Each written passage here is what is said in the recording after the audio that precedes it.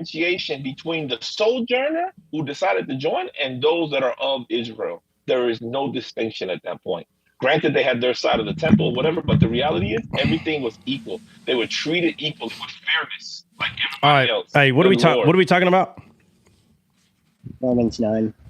Romans 9? Oh, Jessica brought it up, right? Yeah. Yeah. How long you been talking about it? 15 minutes. 15 minutes. I read all Romans 9. Well, he read most of it. 15 minutes. That's like 10 minutes. Okay. Okay. That's a 2-minute conversation. How are we still talking about this? I had that conversation. Then they wanted me to read the whole thing. Okay, Hulk, I'm not talking about it being read. Ain't no way. You just said that's a 2-minute conversation. And I know for a fact if we started talking about it, you would talk about it for like 3 hours. Who? Huh? You capping. Do what? You capping, bro. No. I didn't say you can't talk about it for 10 days. I'm saying it's something that's 2 minutes long. Like, it's not long. How are we still talking about is what I'm saying. Like, who's not getting this? What's the problem? We were proving. What's the problem?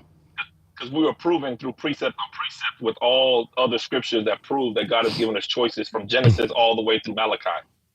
Yeah. So, it's Jess, this is very simple. Did God give you a choice to choose him or not? That's what you need to ask yourself, Jess. Yeah. Okay. Okay. So it's not, they're saying you don't have a choice. That's pretty much what they're saying.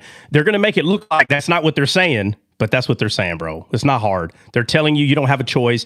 God predestined you to either be good or be bad. That's what they believe. Straightforward, period, the end. That's what they believe, dude. Okay. They're not going to say it that way. They're going to sugarcoat it and say, oh, look, let me show you all these scriptures right here. All the scriptures, 5 scriptures, bro.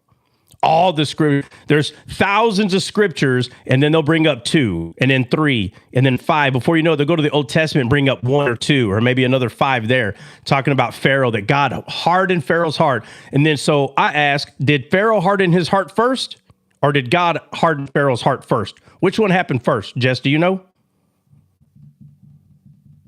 Sorry. Yes.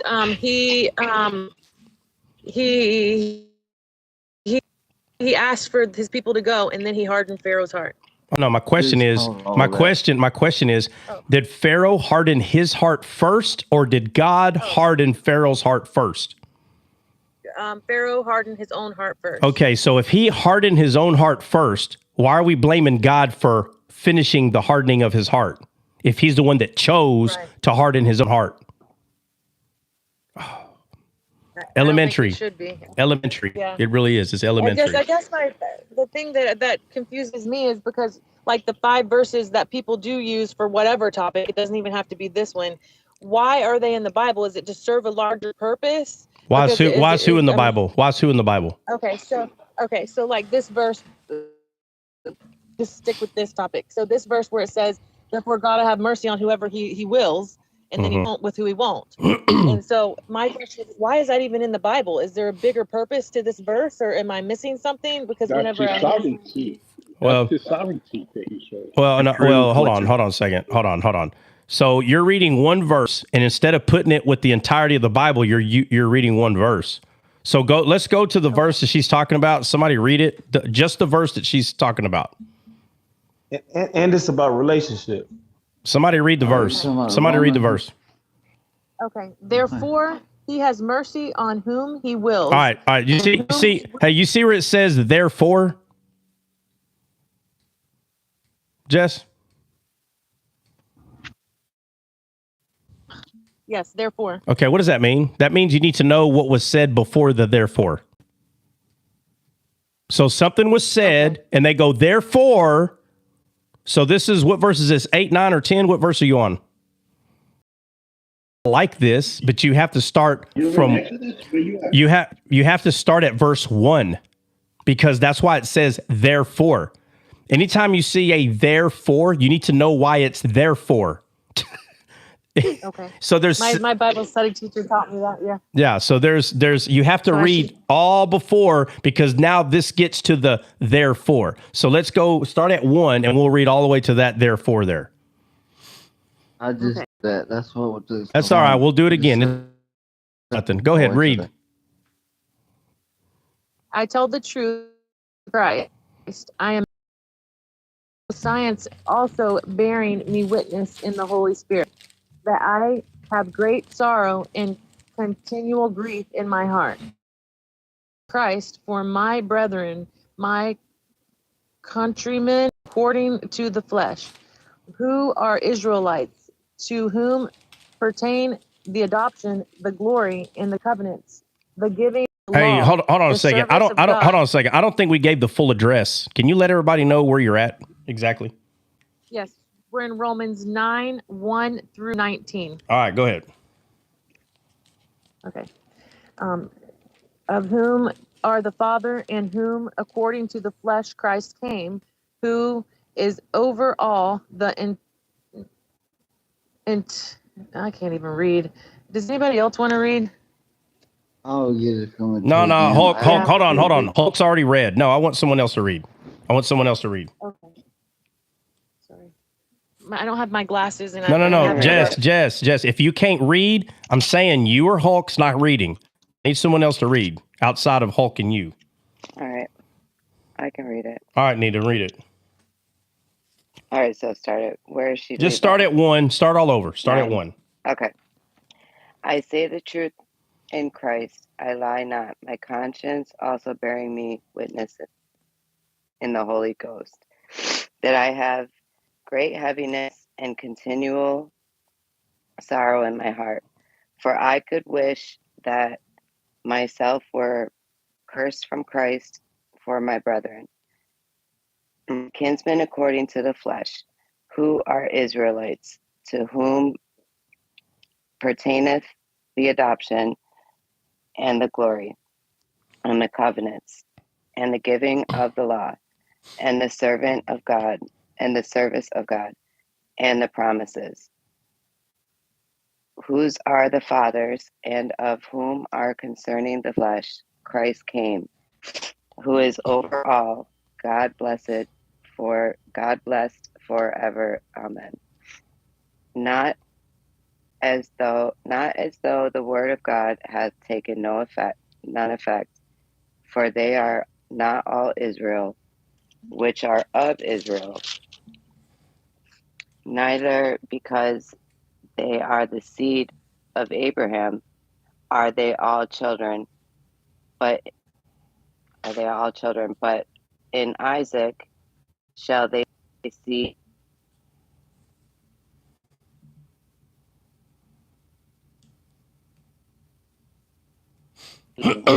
Sorry, just got a call.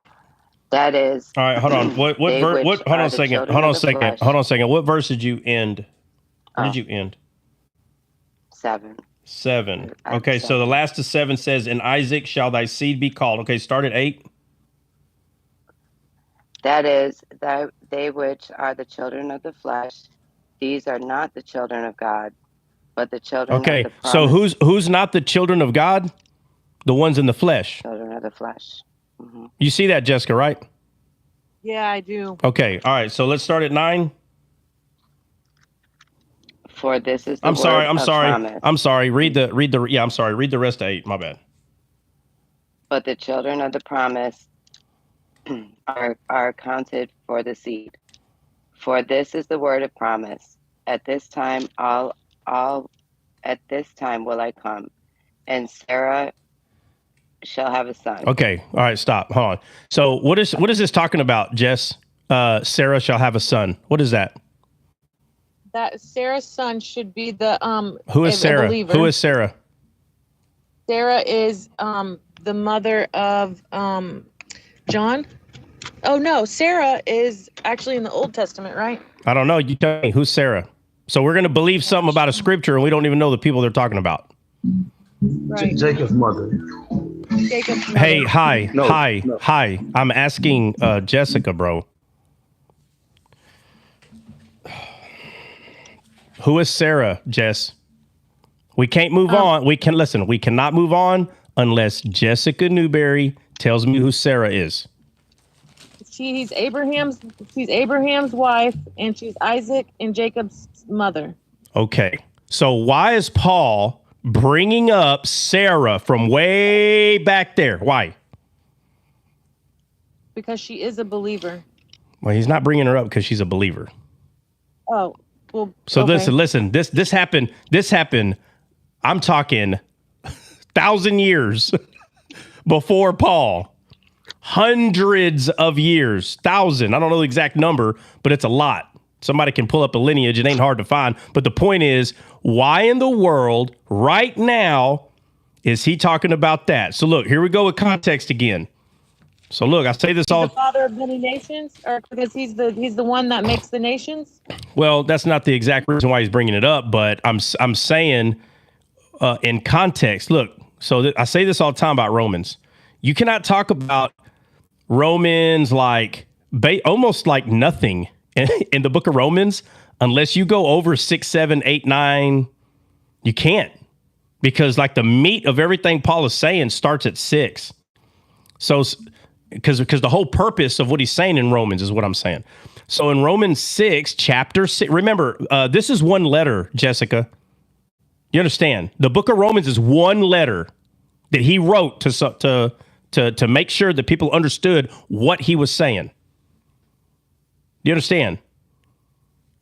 Yes. If someone wrote a letter to you and it had 10 pages, would you take one page and try to make context of the whole letter with one page? No. Does that make any sense? None. Okay, so how much worse does it make sense when you take one page and then one verse and say, well, it says it right here. Where's the rest of the context of what he's saying? Right. Okay, so in chapter 6, Paul starts talking about us being or being dead to sin. That's what he's talking about in 6, being dead to sin. So he goes from chapter 6 to chapter 7, and he talks about, hold on.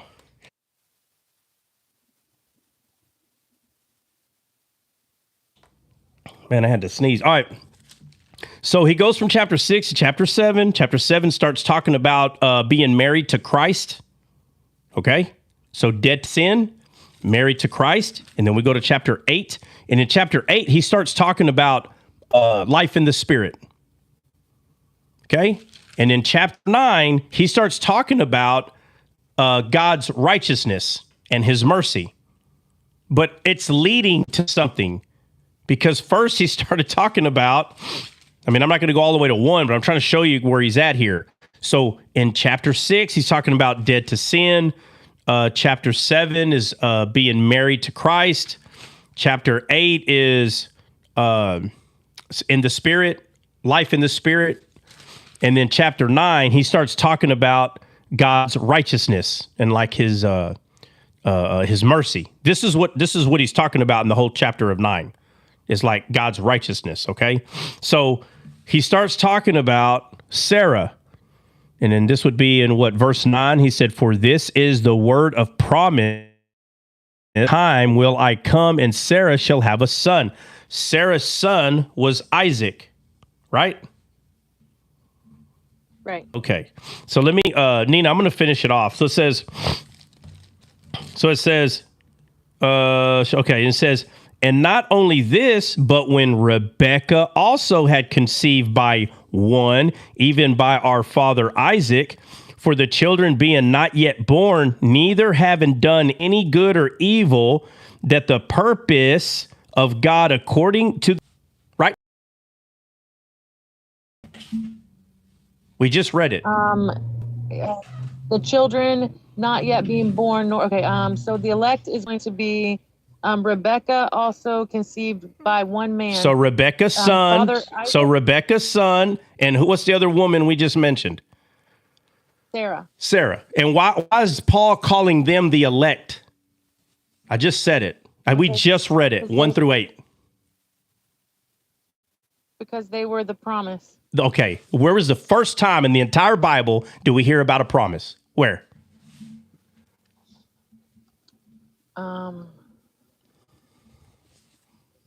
Because it was before these two women that were named here. Yeah.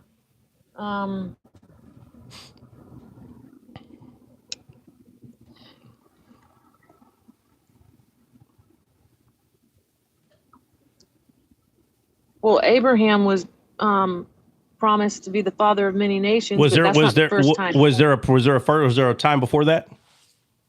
My question is, the first time, let me say this. Does the word promise have to be used if God said something's going to happen? Does he have to say the word promise? Okay, so where's the first time that the promise is mentioned? Where is it? That they ate from the tree, that they would know good and evil? Well, that's just him saying it. I don't know. Okay. I don't know. All right. So somebody find the verse that talks about the seed in the garden. Saba said Genesis 3. All right. So go there. Verse 15.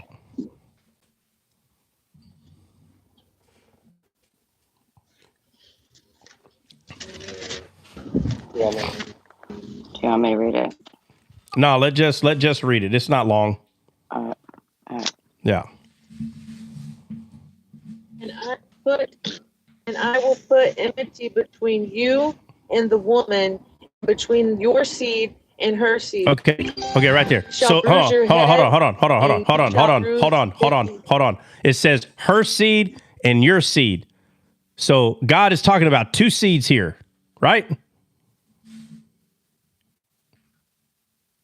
Hello. Right. Okay. So one of them is the seed of Satan, and the other one is God's seed. What is that? What is God's seed? What is that? Jesus? Yes, Jesus. That's the promise right there. That's the first time we hear about this promise in this kind of a way, right there. The seed. So, if Jesus is the seed, and Paul is talking about right here, he says, 8, he says that is they which are children of the flesh, those are not the children of God, but the children of the promise. What's the promise? Is that not the seed we just got through reading about? That's right. That's the promise. So trying to take what this is saying and try to turn it to something else, it's as of right now in context, this is talking about Jesus, bro. In context, okay? That's why he brought up Sarah. Is Sarah alive today? No. Okay, so we're talking about way back there. All right. So it says, children of the promise are counted for the seed, the children of the promise. That means everyone that comes after Jesus. If Jesus did, he just said, if you're in the flesh, you're not of God. Why? Because you're not of the promise, because you haven't been born again.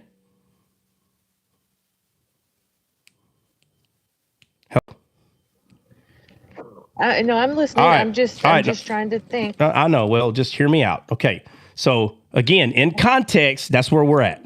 This is talking about the promise. This is talking about Jesus, the seed. It doesn't have to say his name. You should know by now who the promise is, who the seed is. All right. And it says, for is the word of promise. At this time will I come and Sarah will have a son. According to what? The shadow of Jesus. Because let me ask you this. When Sarah had her son Isaac, was that the actual promise? Was that Jesus? That was not Jesus. Okay, no. So it was a shadow. It was a shadow of the promise to come. That was the bloodline that was going to be used to bring the actual seed to this world. Right? Right. Okay, and there's many of these men that were used, that the seed, it was going to go all the way down to David, and then from David, this is where the promise was going to come from. All right. So it says, and Sarah will have a son. And not only this, but when Rebekah also had conceived by one, even by our father Isaac, for the children being not yet born, neither having done any good or evil, that the promise of God according to the election might stand, not of works, but of him that calleth. So this 100% is talking about the firstborn since the promise. That means everyone that was going to be the firstborn, or the crossing of the hands, which the Bible talks about, for instance, Jacob and Esau. Esau was considered the firstborn but he sold his inheritance. Therefore, Jacob inheritance. So if Jacob received the inheritance, who became the firstborn? Jessica? Jacob. Right. And through Jacob is where the seed came from now. Through Jacob, not Esau. It's the one that receives the inheritance by choice. By choice. Jacob's mom said, hey, couldn't Jacob have said, nah, I'm good. I'm not doing it. Did he have a choice? Okay, he had a choice, but he did what his mother told him to do. He had a choice. So, might be called 12. It is said unto her, the elder shall serve the younger. That is true. The elder shall serve the younger. Jessica, is your age of your physical body of this world, is that age older than your spiritual reborn you? Which one's older? My body. Right. And it says the elder shall serve the younger. That means that your spirit is going to make your physical body a slave because you have the Spirit of God living in you. Wow. All right. So because we've been born again, now we have been predestined to be the elect through the firstborn. All right. And it says, as it is written, Jacob have I loved, but Esau I hated. Trust me, God hates your flesh, I promise. Okay? Yes. All right. That's the part of you that's been holding us back, and our soul's been crying out from this hell that we were in, and he redeemed us by bringing our spirit back to life. So now our soul has our spirit, and now we tell the flesh what to do. It becomes our slave, not the other way around. All right. So 14 says, what shall we say then? Is there unrighteousness with God? Okay, obviously not. He says, for he said to Moses, I will have mercy on whom I will have mercy, and I will have compassion on whom I will have compassion. He said he told Moses that. Is Moses alive today? No. So what's he talking about? Is he not talking about what he said to Moses? Yep. That's Okay, so about. was Jesus here during the time of Moses? No. Okay. Well, So not physically, but okay, you're right. But what I'm saying is the seed was not here yet, is what I'm saying. Jesus. Correct. Okay. That's right. Okay. That's right. So in the Old Testament, they were under the law or not? Hey, try quick question. Hold on. Hi. Hold on a second. Hold on. Okay. So were they under the law under Moses?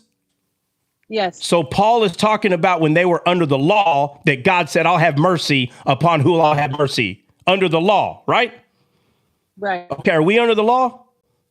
No. What are we under? Grace. Okay. So if we're under grace, how do we get that? Because we receive Christ or not?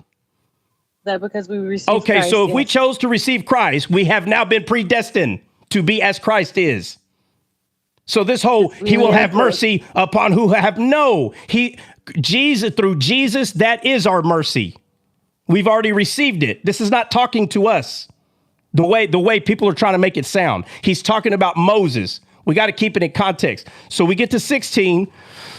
It says, so then it is not of him that willeth, nor of him that runneth, but of God that showeth mercy. How did we get mercy? Was it not through Christ? Yes. Okay, so you still need more mercy? No more. Okay, all right, good. All right, just making sure. Okay, for the scripture saith unto Pharaoh, even for this same purpose have I raised thee up. Was Pharaoh saved by Christ? Oh. Was he saved by Christ? No. So how in the world are you comparing the promises you have by God? How in the world are you comparing that to Pharaoh?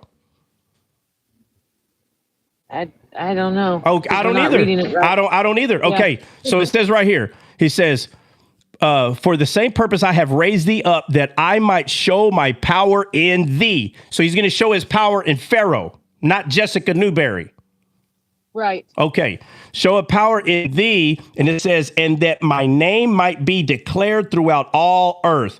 Therefore, Now we know why we're therefore, because we just read all this context. Therefore, hath the mercy, had the mercy on whom he will have mercy, and whom he will, he hardeneth. Thou wilt say then unto me, why doth he yet find fault? ? For who hath raised his will? Nay, but O man, who art thou? What does that word O man mean? Is it the old man?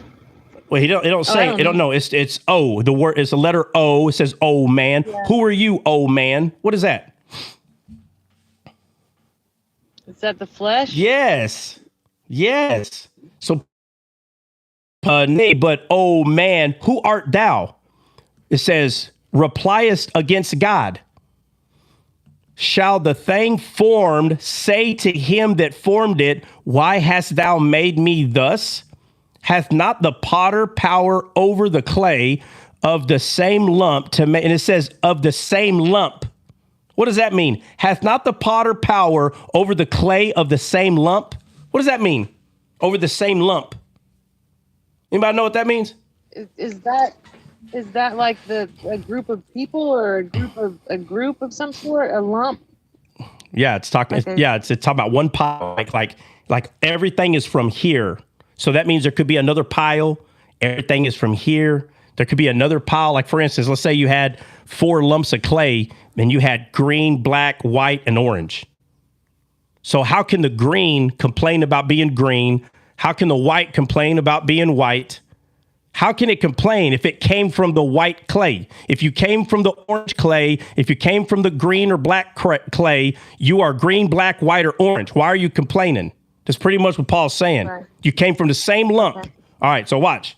It says, formed saying to him that formed it. Okay, had the power. Okay, 21. I'm going to start 21 again. Hath not the power of the potter power over the clay of the same lump to make one vessel unto honor, another unto dishonor?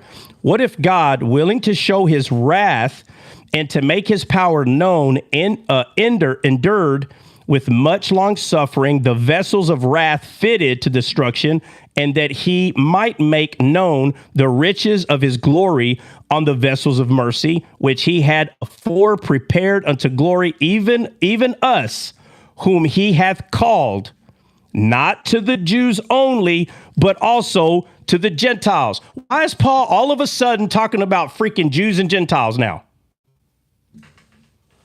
Why does it sound like he's talking about the promise? Oh, we're all predestined. Oh, and then he goes, oh, Jews and Gentiles. Why? What?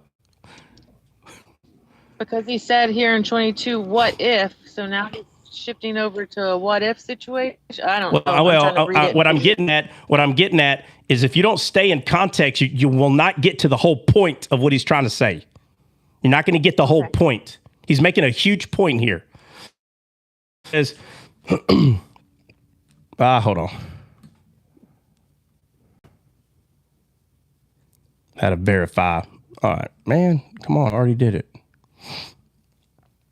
Hold up.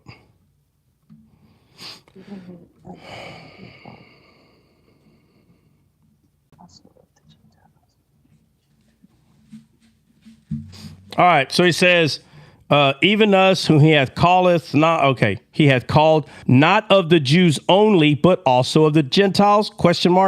As he said also in an OC, I will call them my people, which were not my people, and her beloved, which was not. That's the Gentiles. He started calling Gentiles his people, but they weren't. Only the Jews were his people, right?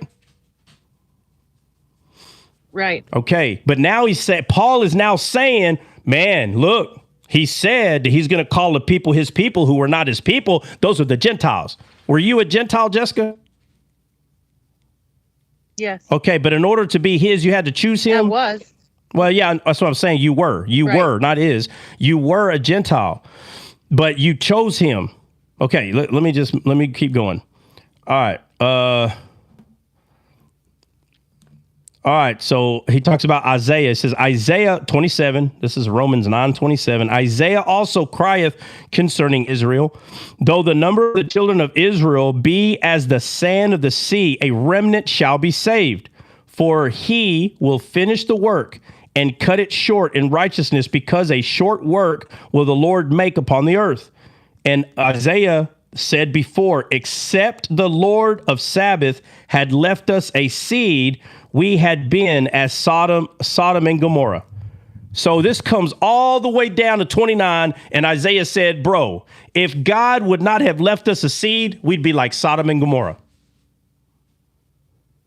So what saved us? The seed. The seed, Jesus. This is not trying to teach who's predestined before, like, bro, he's talking about people in the law. He's talking about us today. He's talking about many things. And if not put in proper perspective, la la land with this stuff, bro. It's real easy. It's real easy to go la la land, but you got to slow down, start at one and just going in context, keep it in context. That's what I did. I went real slow, kept it in context. There's a reason why he's bringing up Sarah. There's a reason why he's bringing up Rebecca. There's a reason why he brought up Moses. There's a reason why he brought up Pharaoh. And then he comes to the point and says, there's no more Jew or Gentile, man. Don't you get it? There's no more Jew or Gentile. It's because of the seed. This was all to say it's all about the seed. And then I'm going to read, I think there's, how many more is there? Maybe 3. I'll just read 30. He kind of starts changing, but it doesn't matter. Okay, but he said, if it wasn't for the seed, which is Christ, we'll be like Sodom and Gomorrah. He says, what shall we say then? That the Gentiles, which followed not after righteousness. So now this whole thing was to talk about Gentiles, which is us, before we were saved. He said, what shall we say then? That the Gentiles which followed not after righteousness have attained to righteousness, even the righteousness which is of faith. He's trying to say, guys, even the Gentiles can receive this by faith, bro. By faith. He says, but Israel, which after the law of righteousness, hath not attained the law of righteousness. Wherefore, because they sought it not by faith, but as it were by works of the law, for they stumbled at the stumbling stone. As it is written, behold, I lay in Zion a stumbling stone and a rock of offense, and whosoever believeth on him shall not be ashamed. It says, whoso believeth.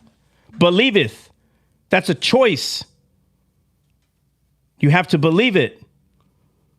All this was to get to 30 and let me see. Romans 9, 30 through 33. All that was to get straight to the jugular, that the Gentiles were not following anything of righteousness. Yes, they obtained it, but the Jews did follow and they didn't obtain. And then he ends it by saying, I lay in Zion a stumbling stone. And that's Mount Zion when they received the Spirit in the upper room in the book of Acts. Right? And there's one more thing I want to say. Let me see. You got a comment in YouTube. Yeah. Okay. John's, yeah. What's the comment? What's the comment? Well, he's got a couple of things, but the main one is no, he isn't. He is going to Romans. Nowhere in the Bible does it explain how an omniscience being could grant free will. You can make a choice that is already known. That isn't a choice. He says, no, he isn't. He is going to Romans. Nowhere in the Bible does it explain how an omniscient being could grant free will. Oh, his argument is free will. He doesn't believe in choice. So this is probably a Calvinist. Calvinist, no offense. No offense, brother. No offense. Just love me anyway. Okay. You don't have to agree, but you can love me anyway. But I'm refuting everything you're saying already. So no offense though. All right. So our heart's desires to might be saved. Sure. Can I ask my question? Well, yeah. There's something I'm going to add real quick. Just give me a second. For I bear them record that they have a zeal. All right, so Jess, I'll make this last point here. So that was chapter 9. So in chapter 10, after everything we just went over, Paul says, "Brethren, my heart's desire and prayer to God prayer to God for Israel is that they might be saved." So Paul is saying they're not saved, but hopefully they could be saved. Then he says, "For I bear them record that they have a zeal of God, but not according to knowledge. For they, being ignorant of God's righteousness and going about to establish their own righteousness, have not submitted themselves unto the righteousness of God. For Christ is the end of the law for righteousness to everyone that believeth." So this is chapter 10. He starts going into more detail, into more context of what I'm saying in chapter 10, because now he's saying that Israel is not saved, but I hope they can be, again, by choice. If not, then he wouldn't be praying for it if they didn't have a choice in the matter. But anyway, hi, what's up? What's going on? What's up, man? Chilling. How y'all doing? Doing amazing. Absolutely. My question was, how you doing? My question was, in the beginning, God blew his spirit into dust and it became a soul. Yeah, hold on. Hi, let me ask you a question. So, hold on. You been here the whole time on the topic that we've been on? Yeah. Is the question? That's what I'm saying. Yeah, hold on. The question you have, is it regarding this topic? Yes. Okay. Are you a Calvinist? No. Okay, go ahead. Come this way, baby. Okay. God blew his spirit into dust. It became a soul. So the first thing that God did was blew his spirit. And then the spirit became a soul, became something else. So the first thing was made last after Adam believed the devil, right? Well, just get to your point. What do you getting at? Okay. Well, I'm saying, okay, so the first thing became last, but the last will become first. Okay. So the thing that we put, the flesh that we put before the first thing that came becomes the last thing that's important. That was my question. Like, is the Bible saying the first thing that we are, the first thing that we should accept is him instead of?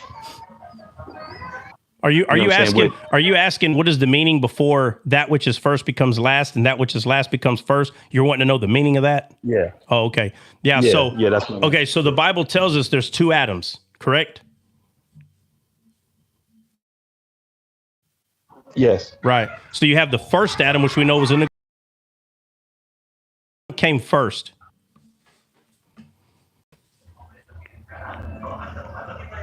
Well, Jesus was the beginning. Out of that, listen. No. Out of the two Adams, which Adam came first? The one in the garden, right? The one in the garden, the one that God breathed into his nostrils. He became a living soul. He had a wife named Eve. That's the first Adam, right? Right. All right. So that means the Jesus that came into this world that we know of, right, in the New Testament, that's not the first Adam. Right. It's the last Adam. So the last Adam is the promise, is the inheritance holder, and we are co-heirs of inheritance with him. Therefore, that which came first, which is the first Adam, becomes last, and that which came last becomes first. So Jesus becomes the firstborn. Okay. So they're speaking of the Adams. No, they're talking about the whole thing. Yes, it's talking about the Adams, but the Bible shows this in shadows. You have Jacob and Esau. Jacob and Esau are twins. So Esau was the firstborn, but because he threw away his inheritance and Jacob took the inheritance, Jacob became the firstborn. It crossed Adams. It crossed. Gotcha. And then you I got you. have Joseph. Joseph had It's like Isaac and Isaac and Ishmael. Remember, Ishmael was born first. Isaac was born second, but the promise was made to Sarah and Abraham. It wasn't made between Sarah and Hagar. It was between Sarah and Abraham. So when they had a child, that child that they were going to have was going to be the inheritance holder. So even though in the flesh, Abraham had a firstborn, it was not of the spirit because it wasn't the promise. So Ishmael was born first. Isaac came second, but because of the crossing of the hands, that which is first will become last. That which is last will become first. Isaac became the promise. He became firstborn, the inheritance holder. Manasseh, Ephraim and Manasseh. Joseph had two sons, Ephraim and Manasseh. And the day that the firstborn was going to be blessed by the grandfather, Jacob, instead of putting his right hand on the head of the firstborn, he crossed his hands because Joseph positioned the firstborn at his right leg. So all he had to do was go down with his hand. But he crossed his hands and he put his right hand on the head of the secondborn for the same reason. That which is first will become last. That which is last will become first. All this to tell you that you have to be born again. Because your flesh was first and the spirit of you is going to be the second you. And that which is first, which is the flesh, will become last. And that which is last, which is the born of you from the spirit, will become first. And your flesh will become the servant. Your flesh will be the servant of your spirit. Just like Esau. Well, I don't want to go through all that. They don't matter. But that's what you see with the crossing of the hands in the Old Testament. Yeah, that's the whole point, right? That's the whole point. Yeah, that's why Nicodemus. That's why Jesus was explaining it to Nicodemus as well.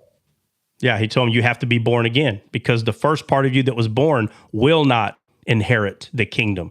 That's why Sarah said Ishmael will not inherit the inheritance because it's of the flesh. So your flesh is not what's going to inherit the kingdom of heaven. It's going to be your spirit.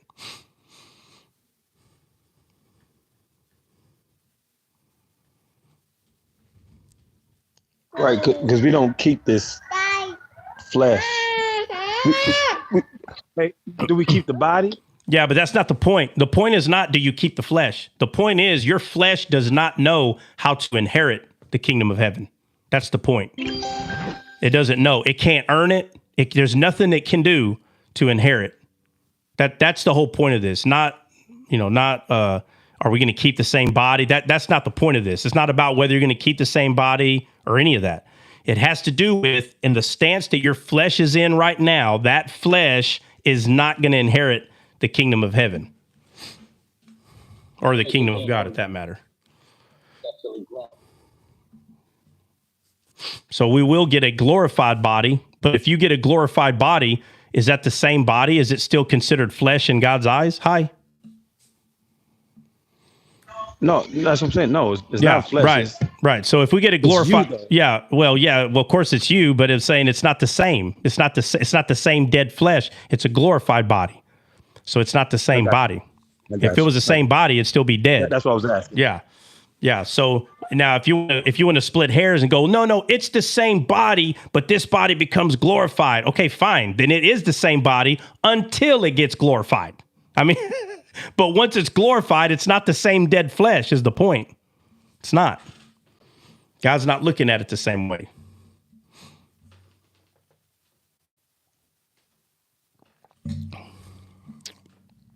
All right, let me see. Let's see, Larissa. Larissa, what's going on? What's on your mind? Good morning, everybody. Morning. I just came across your live, and I agree with what you're saying. That second Adam, I totally agree with what you're saying, and a lot of people. I'm glad to hear that you're teaching it, because a lot of times we don't know when the Bible said that my people perish for lack of knowledge. And a lot of people don't understand. And I think more people would come to Christ if they understood the what it was all about. You know, the Bible says the simplicity of the gospel, but sometimes it seems like it's so difficult and hard to understand. And it is because the world make it that way. Jesus is that second Adam. He was in guess what? He had a garden too, just like Adam was in his garden. Jesus was in the garden too. And when he came to that great decision that he had to make for his bride, the church, he said, "Nevertheless, Father, not my will, but your will be done." And so he went ahead, and the Creator went before those that created him and let them crucify him. And so I believe if more people understood these lives that are few and far between, where you understand that the real teaching is. You have a lot of people teaching, but the deep things, deep that calls on the deep things, they're hard to find. The deep things of God, so that people can know. A lot of times we stay at the edge, at the edge of the bank. We don't get in deep things of God. And to see someone that is teaching the deep things of God, so that we can understand that by that one man, Adam, many were made sinners, but by that one man, many were condemned to die. All men were condemned. Adam, we have life and a free gift of righteousness, where we were not able to obtain righteousness. Through having Christ, the righteousness of him, we are able to obtain that righteousness through him, not of ourselves, but through him. So it's always good to come across people teaching the real truth, so that you can understand where it all started. Jesus came to redeem us from the curse of the law. And yes, we often look at the law, the Mosaic law, but everybody wasn't under that law. But there was a law before the law that was given to Adam. In the day that you do, there was a commandment to him. And that him breaking that commandment, the sin of the law of sin and death, all men came into that death. But because of that second Adam, he came, and all men have an opportunity to come back alive, to come back to life, and to come back into what God created us to be. We were created in his image. Yeah, so that, and that's real important, right? It's really important to know that we won't be in God's image unless we receive his son, right? And so there's people that don't understand that. They think they're already the image and likeness of God before being saved. Oh, no. And in order for you to be the image and likeness of God, let me say something to, let's see, Christian Patriot. Oh, man, I lost I'm new. Let's see. What's the theological background? Oh, theological background here is Jesus. It's real simple. Hopefully you stick around. Yes. So, yes, because you see, after the fall, if you go over to Genesis 5:3, it says Adam had a son, what? In his own likeness, in his own image. And so no longer are we coming into that image of what we were made in Genesis 1. And if you go to Genesis 6, you'll see what that image is. Genesis 6 and 5, it begins to say the man was exceedingly wicked. Yeah. That's the Adam of all humans. That's the image of all human beings. But Christ come to change our nature. Yeah. Hey, Larissa. Change our nature. Yeah, Larissa, hold on a second. Let me say hi to Big Op. Big Op, what's going on, man? What's on your mind? Oh, man. I was actually listening to her speak, because I know, just what you be talking about and stuff like that, but I never really asked you to get into this type of detail. And, I just, I feel like she was breaking it down. Yeah, do you, Big Op, do you know Larissa? I've seen her around. Oh, you know her? Okay, Larissa, go ahead.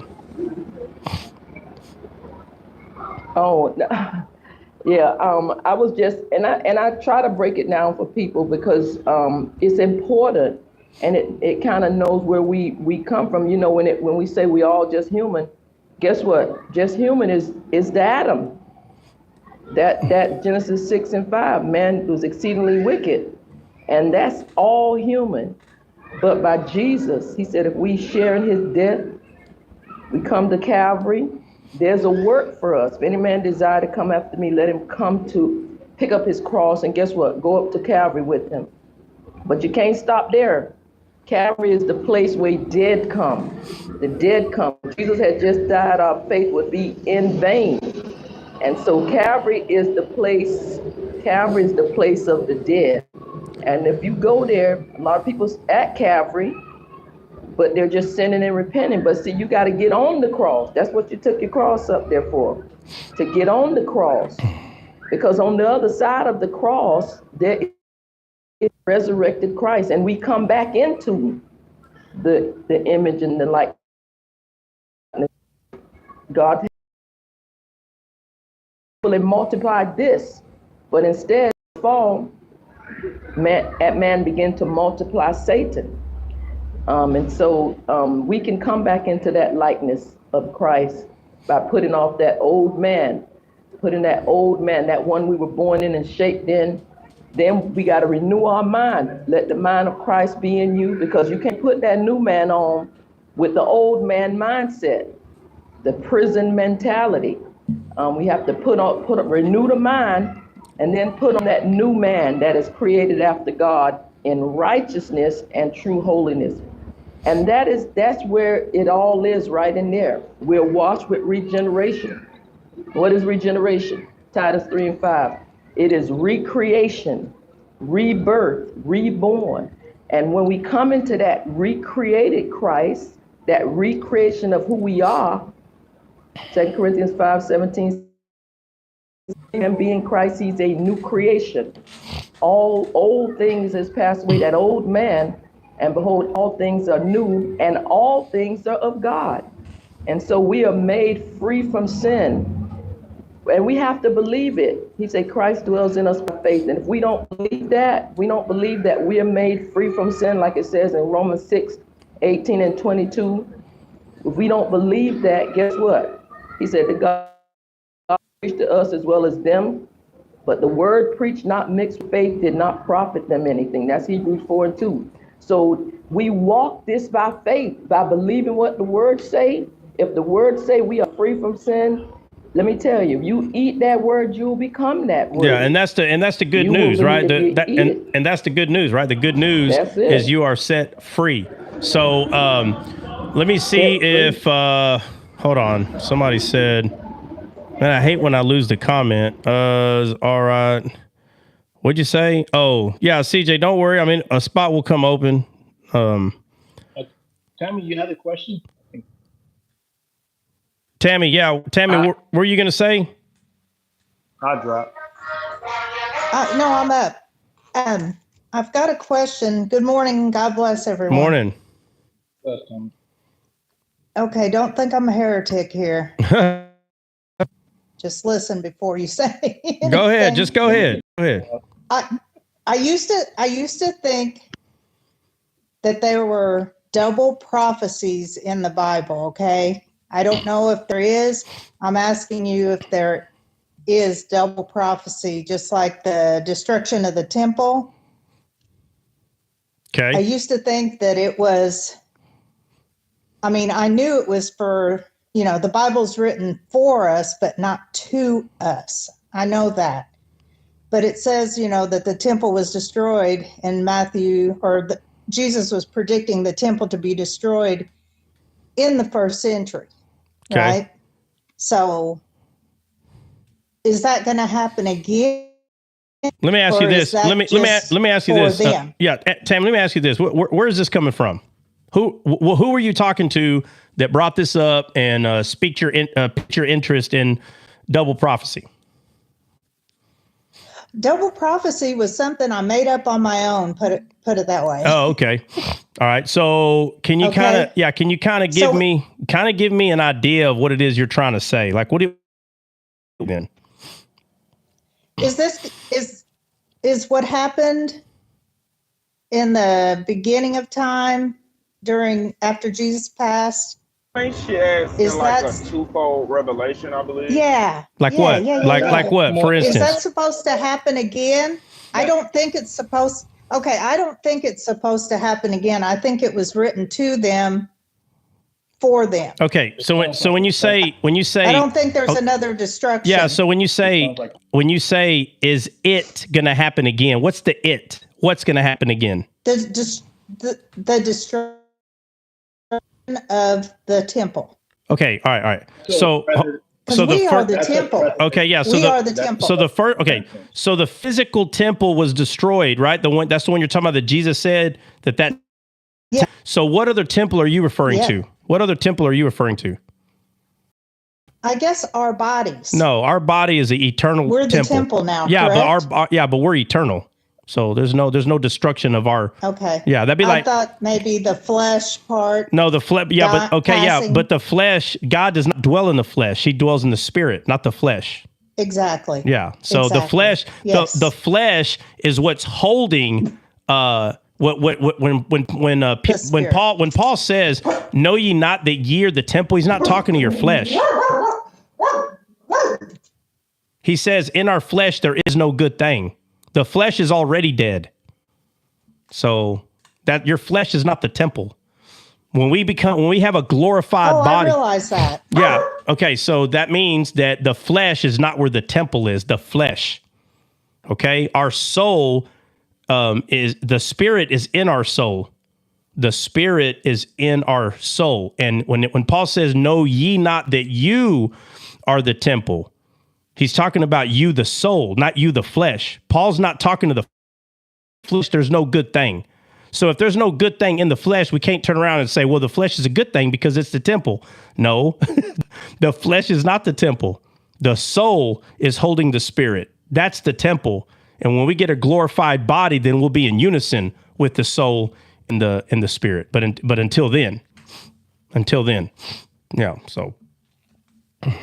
So there is no double prophecies. Then. Well, what you just brought up, listen, what you just brought up about the physical temple being destroyed, right? And then now this body temple being destroyed? No, not like that.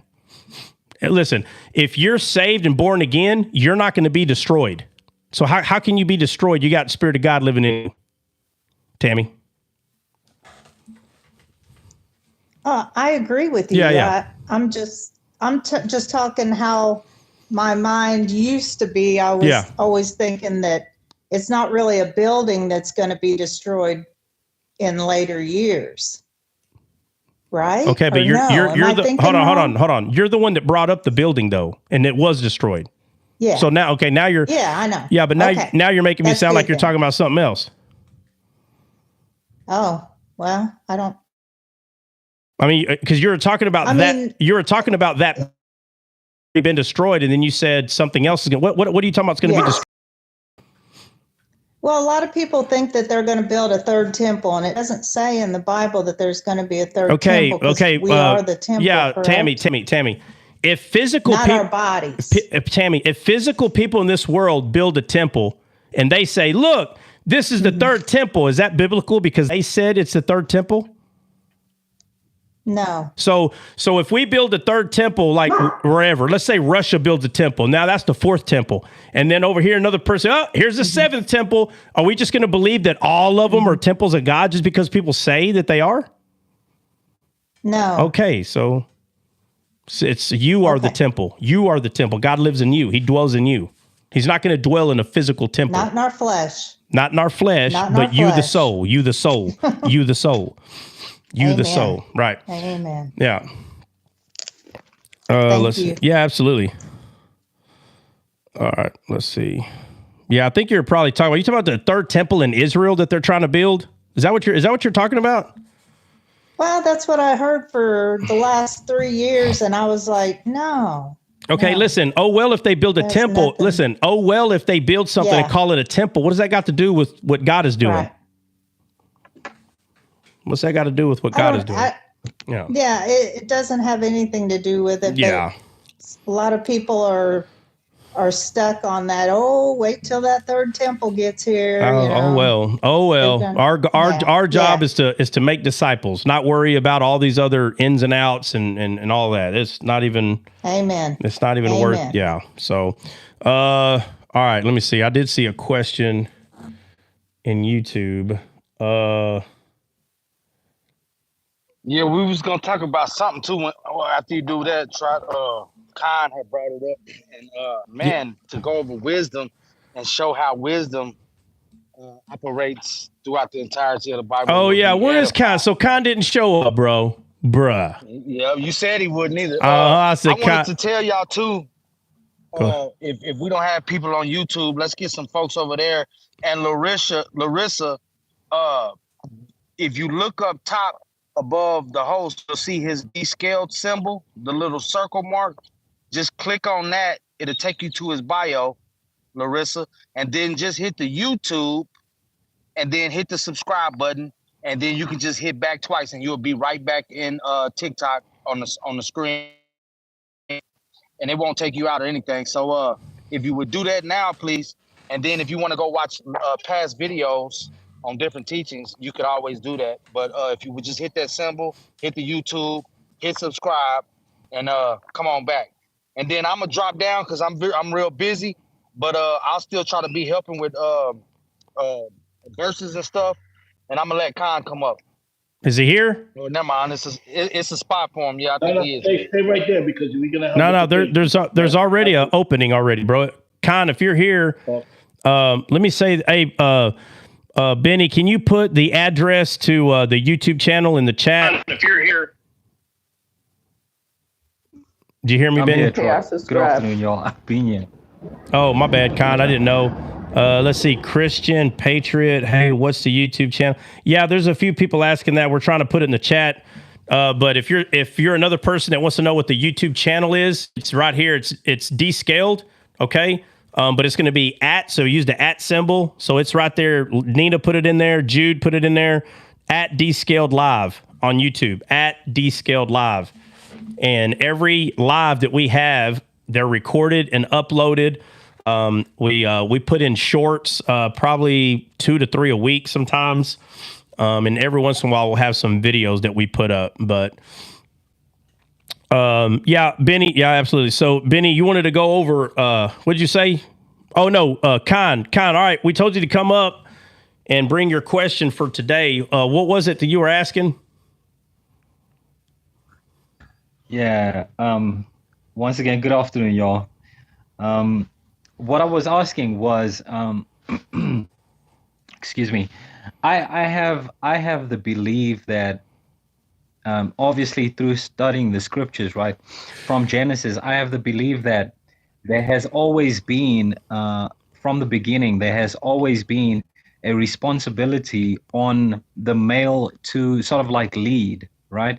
Sort of like a leadership responsibility for the male, right? So my question was there ever a point, or is there ever a point that we are not expected to fulfill the duty of being the guardian of our families or our homes, you know, and provide some kind of leadership because Christ died and now, and also like when we had the conversation, the people I was talking to sort of made it sound negative that there's male headship. You know, they had this negative understanding of it, but I don't think there's anything negative about that. In fact, I think it's been there from the start, and we see it in the Garden of Eden, and there was nothing wrong with that. I think I'm able to find it there. I don't know. I want you to show me, Trot, or maybe teach me if something is missing in what I'm looking at. Yeah. So let's just do one thing at a time. So because it seems like there's actually a few questions there. So one of the questions is, why does it seem as though that the male figure is in charge? Is that what I'm hearing? Yeah, something. Yeah, is the male figure in charge? Is he in a healthy way, Trot? In like a godly way? Okay. You know? So let's just go over what that is exactly, right? And to be honest with you, what I've found is whenever you can sit down and be real with somebody, bro, 99% of people will agree. They will. Okay. But you first have to become someone's friend in order for them to be honest. I hate that that's true, but we need to start learning this sooner than later. There are people that will lie to you on purpose if you're not their friend. Have y'all not learned that yet? Raise your hand. Who has not learned that yet? Listen to me very careful. This whole idea about everybody come together, hold hands, sing kumbaya. Oh, let's have a podcast. Hey, nice to meet you. Yeah. If you are already not that person's friend, they will lie to your face. Relationships take time. Nobody is going to be my friend in 5 minutes. It's not going to happen. And this is why there are people that don't like me, because I'll tell them, I don't even know who you are. You're so rude. And now they go create a podcast to hate Trot for the rest of their life because I'm so rude. No, I'm not rude. I'm just not passive. I'm very assertive. I've always been that way, even when I was young. I've always understood that I don't have to slap somebody. I can just tell them the truth. I don't have to hit them. You don't got to be aggressive. And I also learned that if you look up to somebody and you're not careful, and I'm not talking about as an adult, and I'm sure adults do this, but I'm saying when you're young, okay, between the ages of 8, 12, 13, somewhere in there, if you look up to somebody, you could become passive because you look up to them. Now, if you're still doing that as an adult, shame on you. You should not be doing that. I'm talking about from 18. From 18, you should not be this way. You should be able to learn how to be assertive, which is mean you're just telling people what you think, man. All right? But at a young age, I've always been assertive. But if I looked up to someone, I was a little passive. And it took me, till I was about maybe not 18. It could be 19, it could be 20, but somewhere around that age is when it clicked. Like, wait a minute. Why, when I look up to people, am I not assertive with them? Why not? And so it took me, a couple of years to figure that out. But what I'm saying is someone that you are not friends with, they will lie to you.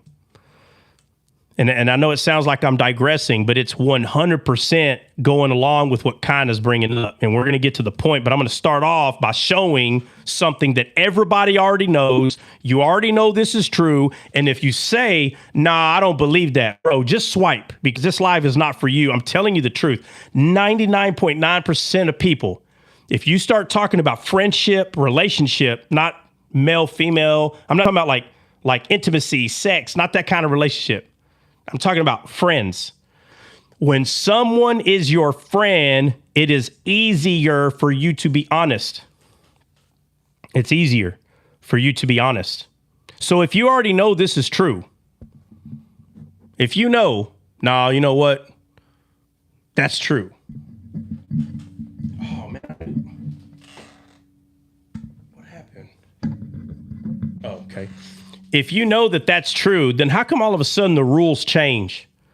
If somebody invites you to a podcast or say, hey, come hang out with us, you don't know these people, all of a sudden you act like you don't understand this concept that people are more prone to tell you the truth if you're their friend, not the first day you meet them. So when people become friends, they become more honest. They're a little more open. They can start dealing with each other's junk, right? Y'all are friends. You open up. So if you were to ask someone who's your friend, not somebody who wants to debate, argue, and seem like they're smart. No, I'm not talking about that person. Someone who's your friend, if you ask them, who is physically stronger, a male or a female? So let's ask everybody here, regardless if you're on the panel, regardless if you're in the chat. Listen, the question is, who is physically stronger? And watch the answers we get. Who is physically stronger, males or females? Male. Male. Right. You see how everybody can just be honest? I'm waiting for the one person to do it. Big Op. Big Op did it. He lied. Big Op, let me kick you out of the room real quick. No, but no. Hey, but seriously though. So we all know, bro, that males are stronger than females. Now, does that mean that we cannot find one female that's stronger than a male? If we went out looking for a female to be stronger than a male, could we find one at least? I know two of them. Well, it doesn't matter, but I'm saying, That's why I said female. But I'm saying, can you at least find one? If I was to tell you, go find a female and all she's got to do is be stronger than one man, could you find that female? Yes. Yes, you could, bro. You could. There's the other truth. You could. So because of that, here comes the liars. Here comes the liars. Up, look, found a female. Up, everything you say is a lie now because this female is stronger than a male. Is it true that everything I'm saying is a lie now because of that one woman that we found is stronger than a man? That means everything that I say is a lie now? Is that what that means? That everything I say is a lie because of that? No, absolutely not. It's not a lie. I'm saying statistics, statistically speaking, or through anatomy. How do you say it? Anatomically? Yeah, anatomically. Thank you, sir. But seriously, though, through anatomy, anatomically, a male is stronger than a female, period. Okay? Just like, or we'll just keep it there. We'll just keep it there. So if that's true, now we have to at least ask why. Why is it that naturally, without even trying, a male is stronger than a female? Now, this is where you start. If a person says, it's not true, you need to be quiet, man. You are not going to get this person to believe anything. You have to understand when a person is being honest and when a person is being intellectually dishonest, meaning they know the right answer, but they just don't want to agree with you. That's intellectually dishonest. They know what you're saying is right, but on purpose, they'll be like, you can't prove it. That's the games they play. I don't believe it. I don't believe it. Bro, do yourself a favor and walk away. You already know they're lying. They're lying. So that means they're not going to believe the next thing you say, bro. These people can discourage you from telling people truth. You know why? Because you're passive instead of being assertive. But you don't got to be aggressive and yell back and tell them, well, you're stupid, you're going to hell. You don't have to be aggressive either. But if you be assertive and tell them, hey, well, sounds like we hit a standstill. You have a good day. Oh, so you don't want to talk about you're running. No, not the I am running from you because you can't be honest. I'm running from your dishonesty, bro. So it sounds like we're talking about a lot of things because we are. We're talking about male and female. We're talking about why is the male naturally, just without even trying, he's stronger. We're talking about in order for someone to be honest with you, they have to be your friend, which means you start having these kind of conversations with people you don't know. Why are you so surprised that they're not being honest? Why? Why are you surprised? Are they your friend? Do you go have a cup of joe with them? No. Then why are you surprised? You have to start putting all this stuff together. Why is this person knows what I'm saying. I said, is a male naturally stronger than a woman? No, that's not always true. I'm not asking if it's always true. Naturally, bro, anatomically, is it true? Well, they'll never answer the question. You know why? Because they're not your friend. And you're acting like they're your friend, which means you're acting like they should be reasonable. So you fail yourself. All these arguments could be pushed to the side. They could be, what's the word I'm looking for?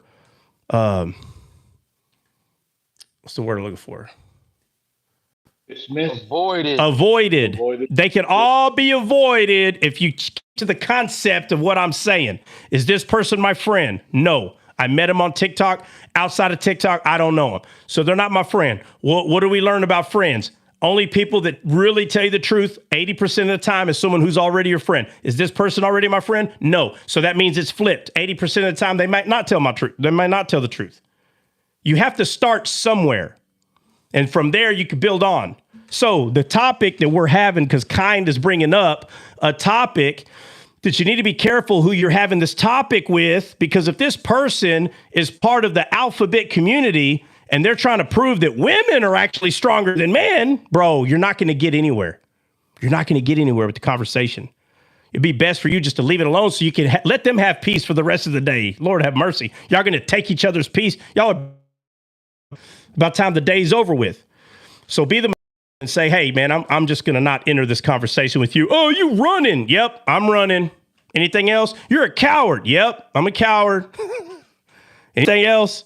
You're done. Yep, I'm done. Yep. What else? Let the person go. Leave them alone and do yourself the favor and go have that conversation with someone who's mature enough to have that conversation. So, Christian Patriot. Hey, are you the same Christian Patriot that was on TikTok? The only reason why I'm asking is because you got a number over here and it's not there. So I'm just assuming. I don't want to.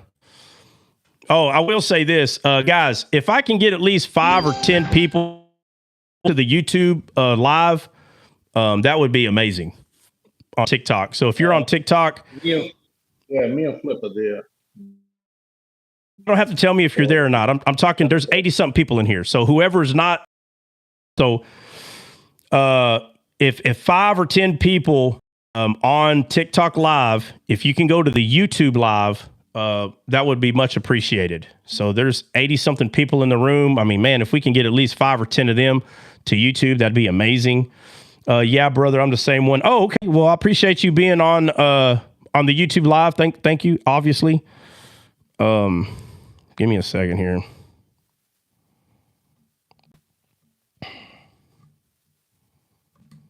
All right, so Khan is asking, hey man, so where's this this whole line between man being in charge or man being the head? Like, where's this whole line at?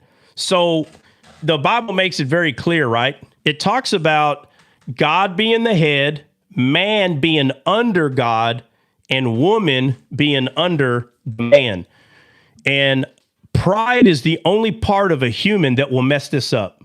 It's pride. That's what will mess this up. Okay. So a man, let me ask the women, how many women we got? We got Larissa, Ernestine. So we only got 2.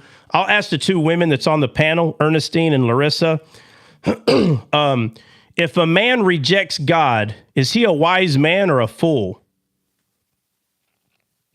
Oh, he's foolish. He's a fool. He's a fool because he's rejecting. Absolutely. He's rejecting. Yes. Yeah, he's rejecting the only head he has.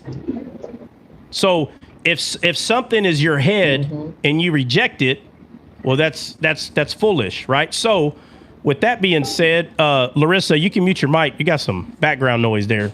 I don't know if you're at work or what that is. Let me go out of this room. Oh, it's okay. No, it's okay. Just mute your mic. Just resort. No. Oh, okay. Just mute your mic. You're fine. Mute your mic. Okay. Yeah. So now I asked the women about the guys, right? Notice what I did. Hey, women, if a man rejects his head, let me ask the man on the panel. Now, remember, notice the man that I'm talking about. I made it clear that this man reject God. And they said, well, this is a foolish man. So let's say this man has a woman. And the woman is a believer in God. But the man is not. What kind of woman is this that he has, right? If she rejects the man, what is this woman? If she rejects her man, what do we call this woman? Guys? Man has to accept Christ and lead to Christ. If he don't, no. I'm asking, what do we call this woman? It's a very simple. I don't want to listen. What do we listen? I'm gonna say it again.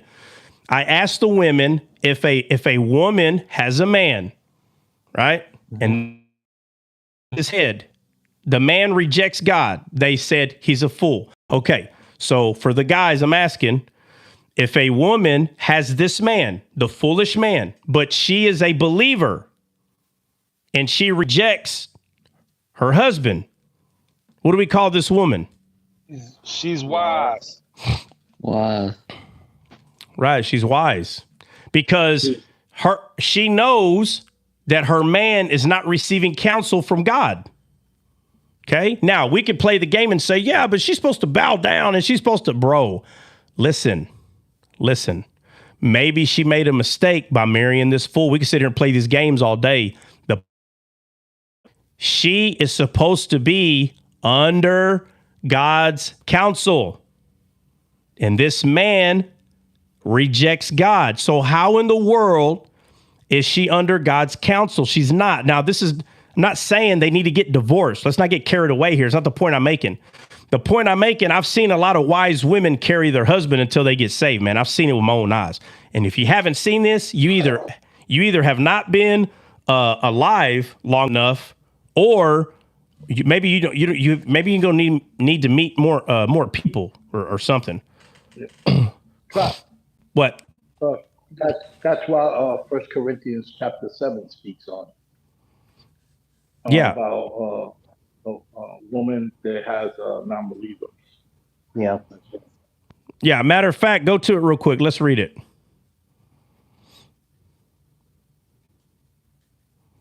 You said 1 Corinthians 7? 1 Corinthians 7, you can start from the first verse if you have it.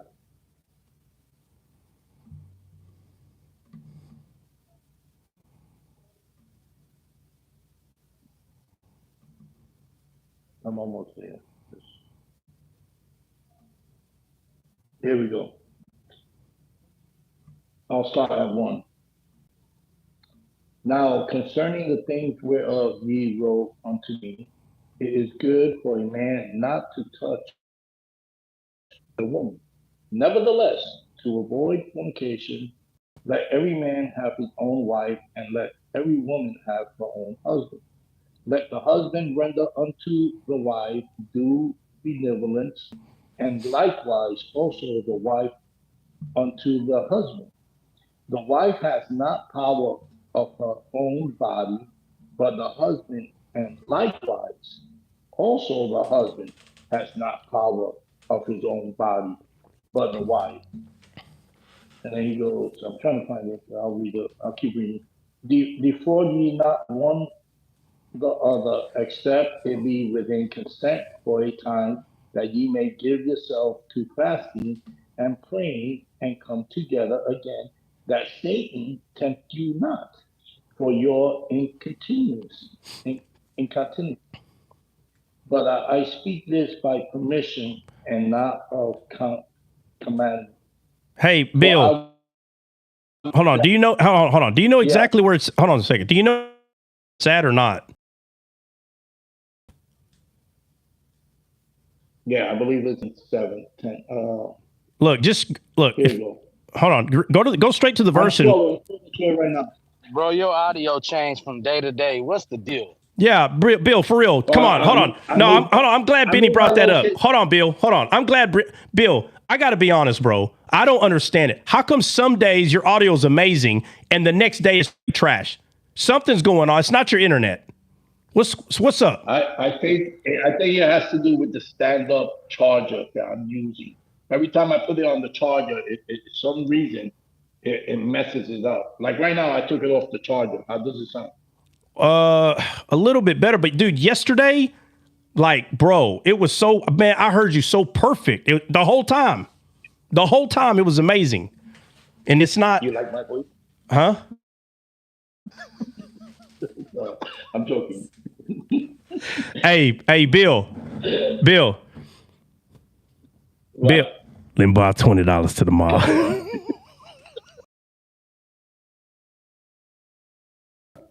All right. Where we at? Again, please. Bro, hey, Hulk is getting tired of that. Hulk, that's funny, bro. Hey, Trot, you know what's funny? What? I ordered you a wallet, bro. You need to send me your address. I bought you a wallet. No, I told you not to. No, bro, I told you not to do that, bro. I told you no, bro. I already have. No, I'm not giving you my address. I'm not giving you my address. No, bro. Send it back. When you mail it, put $20. Oh my God. I bought the same wallet I got, bro. Bro, no, bro. I'm saying to you, No, brother. bro. I told you, no, dude. No, I'm telling you, there's a very specific one I'm looking for, and I'm gonna find it. No, bro. Anyway, I got you, no, boy. bro. Like Hey, I hey, got bro. you. Talk to me offline. Anyway, Bill, go to the exact verse. Yeah, I And got it. I got it. It's all verse right. 12, First Point Corinthians to 7, verse 12 and 13. And it reads, but to the rest speak I, not the Lord. If any brother has a wife that believes not, and she be pleased to dwell with him, let him not put her away. 13. And the woman which has a husband that believes not, and if he be pleased to dwell with her, let her not leave him. For the unbelieving husband is sanctified by the wife, and the unbelieving wife is sanctified by the husband. Else were your children unclean, but now are they holy. All right. So, like I said, it's not about getting a divorce. It's not about that. But what is true is it's hard for the man to properly lead the woman if Christ is not the head of the man. It's hard. Now, does that mean that the guy doesn't know how to have a job? Listen, there are people that do very well in this world without God. Why? Because they have mammon, right? It's not hard. We all know this is true. We're not talking about salvation.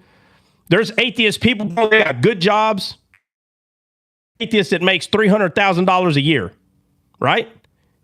Even though we know that we give glory to God on everything they do or we do, they don't. But that means that if you don't give glory to God, does that mean that you're going to physically become unsmart? If you go to school for 4 to 6 years on one focus, right? You get a degree in something very specific. If that person never comes to God, does God take away their education? Like they just start forgetting how to do their job? No, bro. No, they're going to still go get their job. And as long as they show up on time, they're going to keep their job. They're going to have families.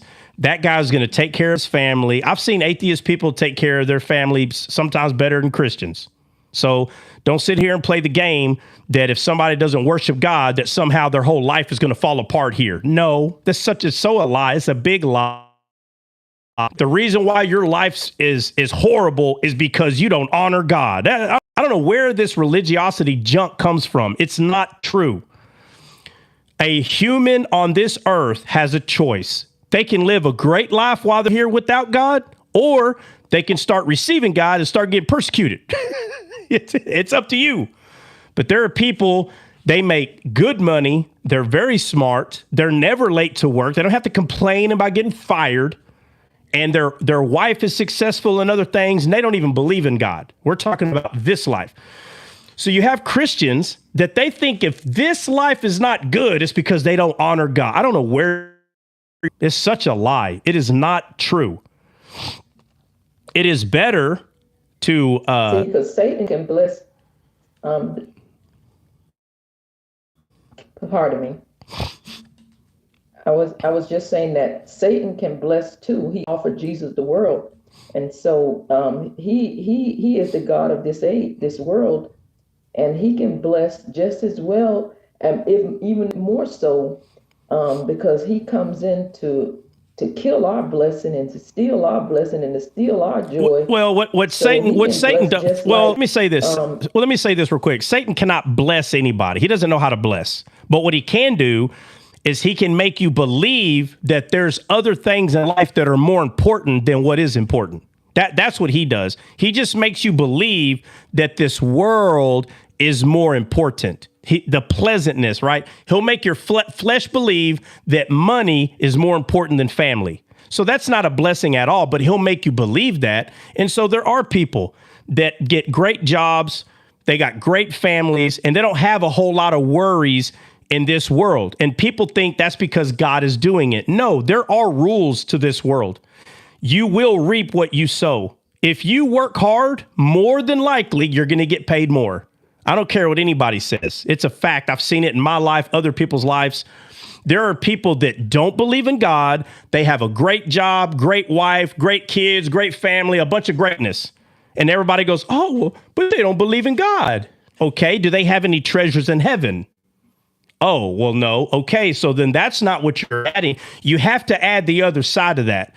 The Bible says it's better for us to get treasures in heaven than treasures in this world, which means anybody can get treasures of this world. Anybody. So there's nothing wrong finding gold. Just be honest with yourself. If you're walking down the street and you see a big old bag on the side of the road and it's got 20 bars of gold in it, and each one of them bars of gold is worth, let's say, $500,000. So now we got $10 million. I'm just throwing some numbers out there. You just found $10 million.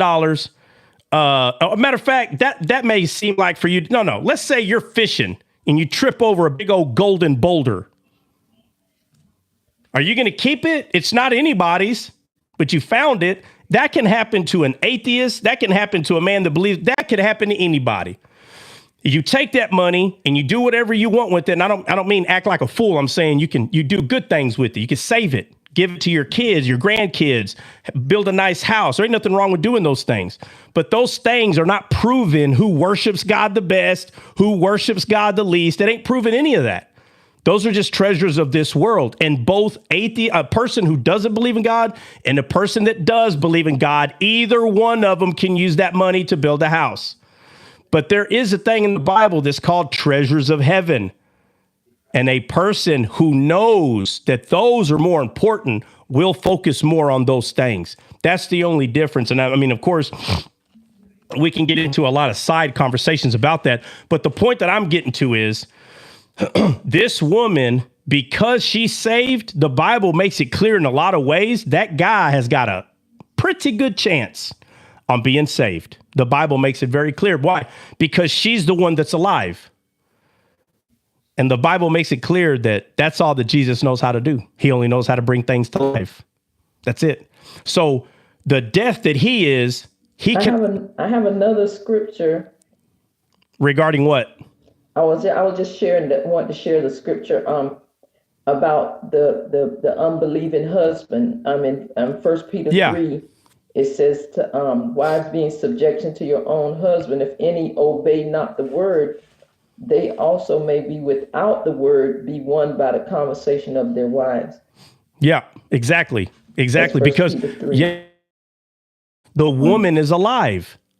So even though naturally the man is stronger, because this woman has Christ in her, she becomes spiritually stronger than this man.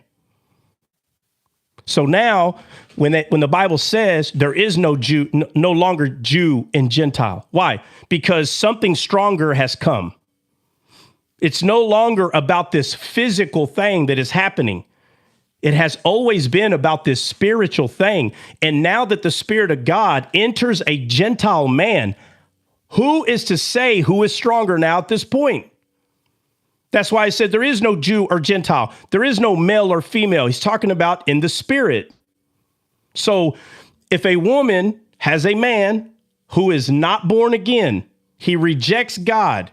He may be physically stronger, but spiritually he's weaker. She's stronger, but she has the type of strength that will endure. So this guy's got a real good chance of being saved because it's the love of God. It's the goodness of God that leads to repentance. And if you've ever met a woman that has a relationship, if you've ever met one, a real one, and you'll know that she's a real one because the man will be a complete fool. I'm talking about this kind of relationship. And he can do the most wildest stuff. And everybody will ask, why is she still with this dude? I'm talking crazy stuff. Okay. That not even half of us would probably stay with them. All right. But this lady, she just wakes up at the same time, does everything that she does in the house, whatever it is. I'm not saying that she's like so happy, but what I'm saying is she has a trust and a peace into something that a lot of people's not paying attention to. She is way more stronger. And eventually what happens? The youth of the fool runs out. The youth of the fool runs out. He abhors himself and says, I don't know how you stayed with me all these years. I see it so many times. I don't know how you stayed with me all. He's saying, how were you so strong? And I'm telling you, when that day comes where this man becomes saved and all this, bro, she's got a story to tell that'll make you laugh forever. You'll laugh forever, some of these stories. Now, sometimes if the guy was too crazy, then, you know, she's going to cry every 5 years about some of the junk that he did. But a lot of them, she can laugh now because he actually sees what he was doing. And he's like, man, what was I almost lost you. The guy will tell her, I almost lost you. I don't know how you stayed. Bro, she didn't stay with you because of her own strength, bro. Bro, if it was based on her strength, she would have left the first year. But she has a strength that other people can't physically see. They don't understand. She has a peace they don't understand. But naturally, he's physically stronger than her. But spiritually, she's the stronger vessel. That's why this is said the way it's said in the Bible, because the strength that's being honored is the spirit. That's what's being honored, the spirit. So, yes, a man is brought into this world naturally stronger than a woman. Now, let's say it's vice versa. Let's say it's the man. Not only is he physically stronger, let's say he's the believer. Hold on a second. Maria, that's me. My husband accepted Jesus a few years ago, and he serves the Lord now. Hallelujah. My prayers were answered. Yeah, Maria, man, there's so many. There's so many. I've met so many, hundreds of women that where the guy just literally I'm telling you, it seems like every month he'll do like this surprise for, and she's more blessed for standing on the truth. Man, I don't, there's a name I want to say, but they might be listening. I don't want to embarrass anybody, but you know, there's a couple right now. I think it's like every month, and it may not be every month, but he can't help it. He can see now what she's been going through this whole time. She can see. He now can see what they've been putting this person through, and the person has not been doing anything but just being there for him. And so now, bro, it's not even a birthday. It's just, he just thinks. He'll be at the store and just think like, bruh, like almost lost. And then, bro, before you know it, she comes home to flower, or they go on a vacation and he tells her why. Hey, we're going on vacation and this is why. And it's always, you stood by my side. Bro, he can't give her enough. When a person knows what type of strength held you together this whole time, they can't help it. They have to honor it. They have to break down, bro. They'll honor it. They'll honor it. I'm telling you, when a person can see that they lie, that, you know, you're the problem, I don't like you and all this, it was immaturity. A woman knew, you're immature and I'm waiting for you to grow up. Like, grow up already. And it happens a lot of times. I've seen it. Now, of course, we can sit here and say, well, it don't happen all the time. Listen, we're not talking. I'm telling you, it does happen. So again, vice versa. Let's say it's the guy. Let's say the guy is saved. So now, not only is he physically stronger, he's spiritually stronger. Let me tell you something about this one. Listen, if you can't tell me the truth, please leave the room. Listen, we're all friends here, man. I swear, we're all friends. Ain't nobody out to get nobody. I'm telling you, listen. I'm trying to stop laughing. I can't. I gave you this scenario first. The guy, he may be physically stronger, and he's married to a woman that's saved. Therefore, she actually has more strength than him. Okay, period. I don't care what any guy says. If the woman has Christ inside of her, she is stronger than this dude. That's the whole point I'm making with that. Now, let's flip it. And now the man is saved, and he's physically stronger, and he's married to an infidel. Hey, let it out, bud. What's up? CJ, we need to talk, bro. I know that was CJ. CJ, we need to talk. We need to talk. All right, look. So now we're talking about a man who is saved, okay?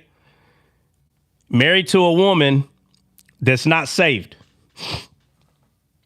Married to a woman that's not saved. Not only is he spiritually stronger. I don't know how long y'all been alive, but this is it can be a disaster. It can be really bad. Do what? Do what?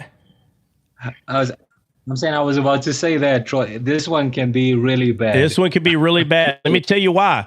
Because she's not a believer, and because she's the weaker vessel, she's gonna double up on everything. So she's the one that acts like an infidel. She's the one that's doing everything wrong. She's the one, but she will blame the man that he's the one. He's the one. It's his fault. Everything his fault. If you haven't seen this, I don't know where you've been. I do not know. Matter of fact, let's see how honest we can be. Who here understands what I'm explaining? If you're in the comment, just put a one. If you're in the comment and you understand what I'm explaining, I ain't even explained it yet, but you know what I'm about to get to, put a 1 in the comment. If you're on the panel, I just need to hear a yes. On the panel, I just need to hear the word yes. Did you understand? All right. Yes. So look, I'm telling you right now. I went through it. Okay, well, let's not make it personal. Now, let's not make it personal. I'm just saying, everybody is saying, listen, the reason why everybody is saying yes, they're saying it because it is exactly how they seen it. We've all seen this. You don't have to go through. Don't give me this nonsense. You don't have to go through it to know, bro. I have seen this since I was in my 20s with friends that got married in the early 20s. And I have seen this, man. I have seen it. It becomes worse. It's like triple the anointing of Satan, bro. It's bad. So we already went through the first one, that the man's the fool. He rejects God, but he's married to a believer. And then we get to the other side where the man is saved. He's a man of God. He knows that he's under Christ, and he's married to a woman that's an infidel. And the Bible, in so many ways, it says it would be better to live on the corner, on the roof of your house in the corner, than inside of a house with a scornful. Odd. Two proverbs. What? He mentions it in 2 proverbs. In 2 proverbs, he mentions it.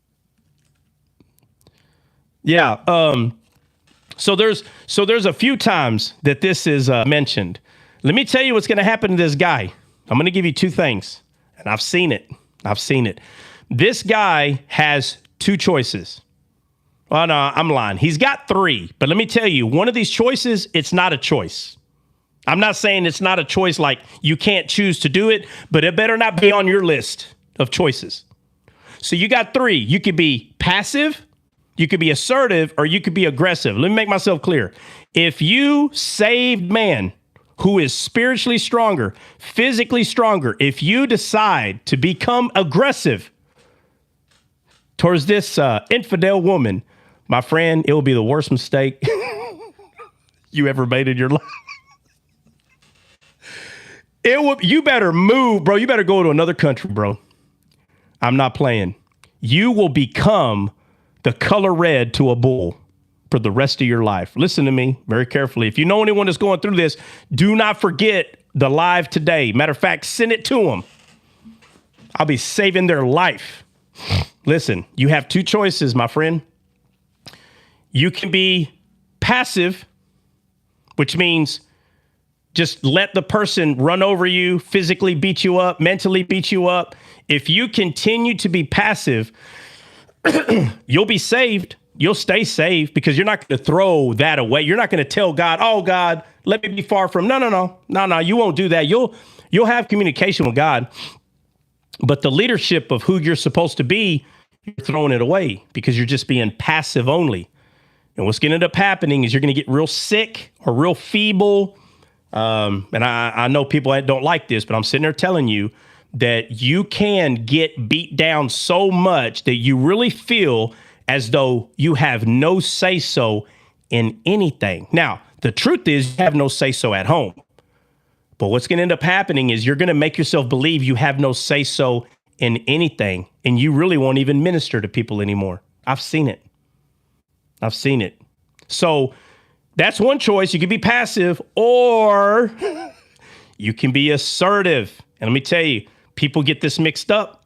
They think assertive is aggressiveness. No, aggressiveness is not the same. That's not even close to the same thing as assertiveness.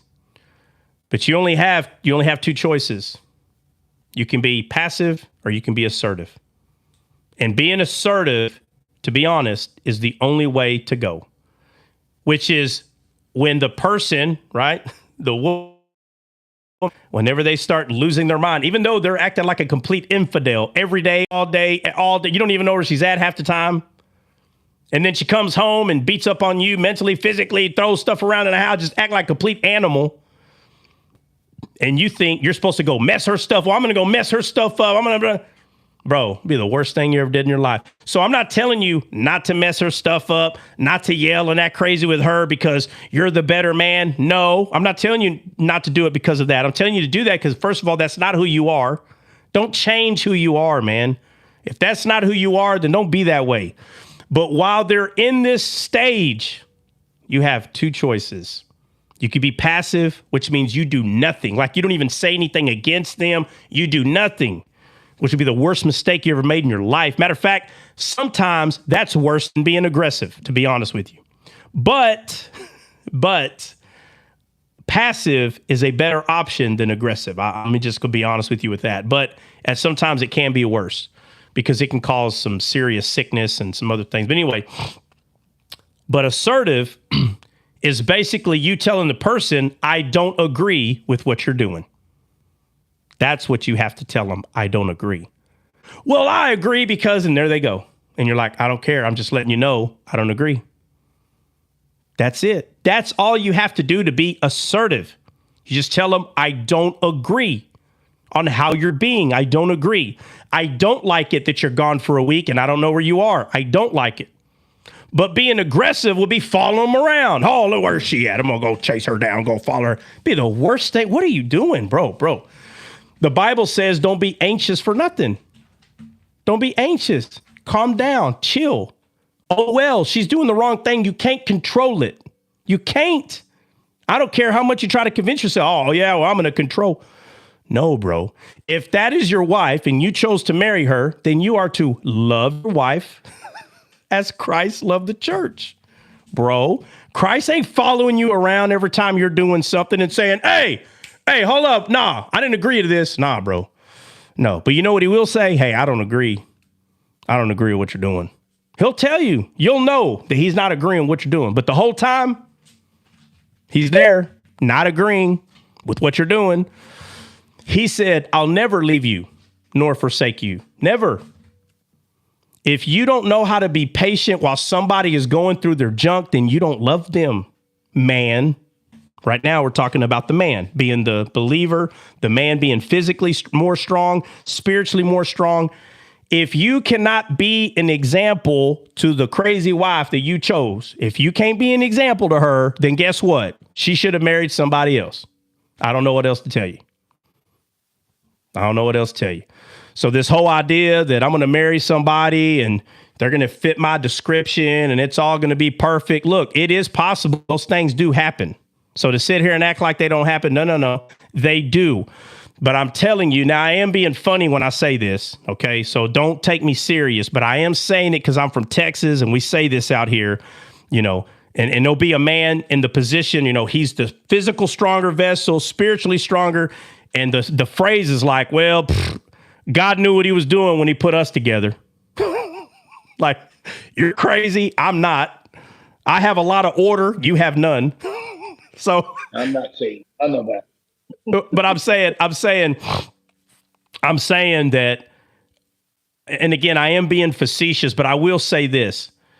God does know what he's doing. I'm not talking about he's the one that makes everybody get married. I'm not talking about that. I'm saying that if you trust him, okay, If you trust him, it would be better for you. That doesn't mean that every time that the couple's going to stay together. No, there's a lot of them that they end up separating, and a few years down the road, they get married again. Now, if you're telling me you haven't seen that, just leave because you're being intellectually dishonest, or you just turned 18 yesterday. But if you're at least 25, 30 years old, there ain't no way you're going to tell me you have never seen someone divorce and then a few years down the road, they get married again. If you ain't never seen that, then I make it very clear. This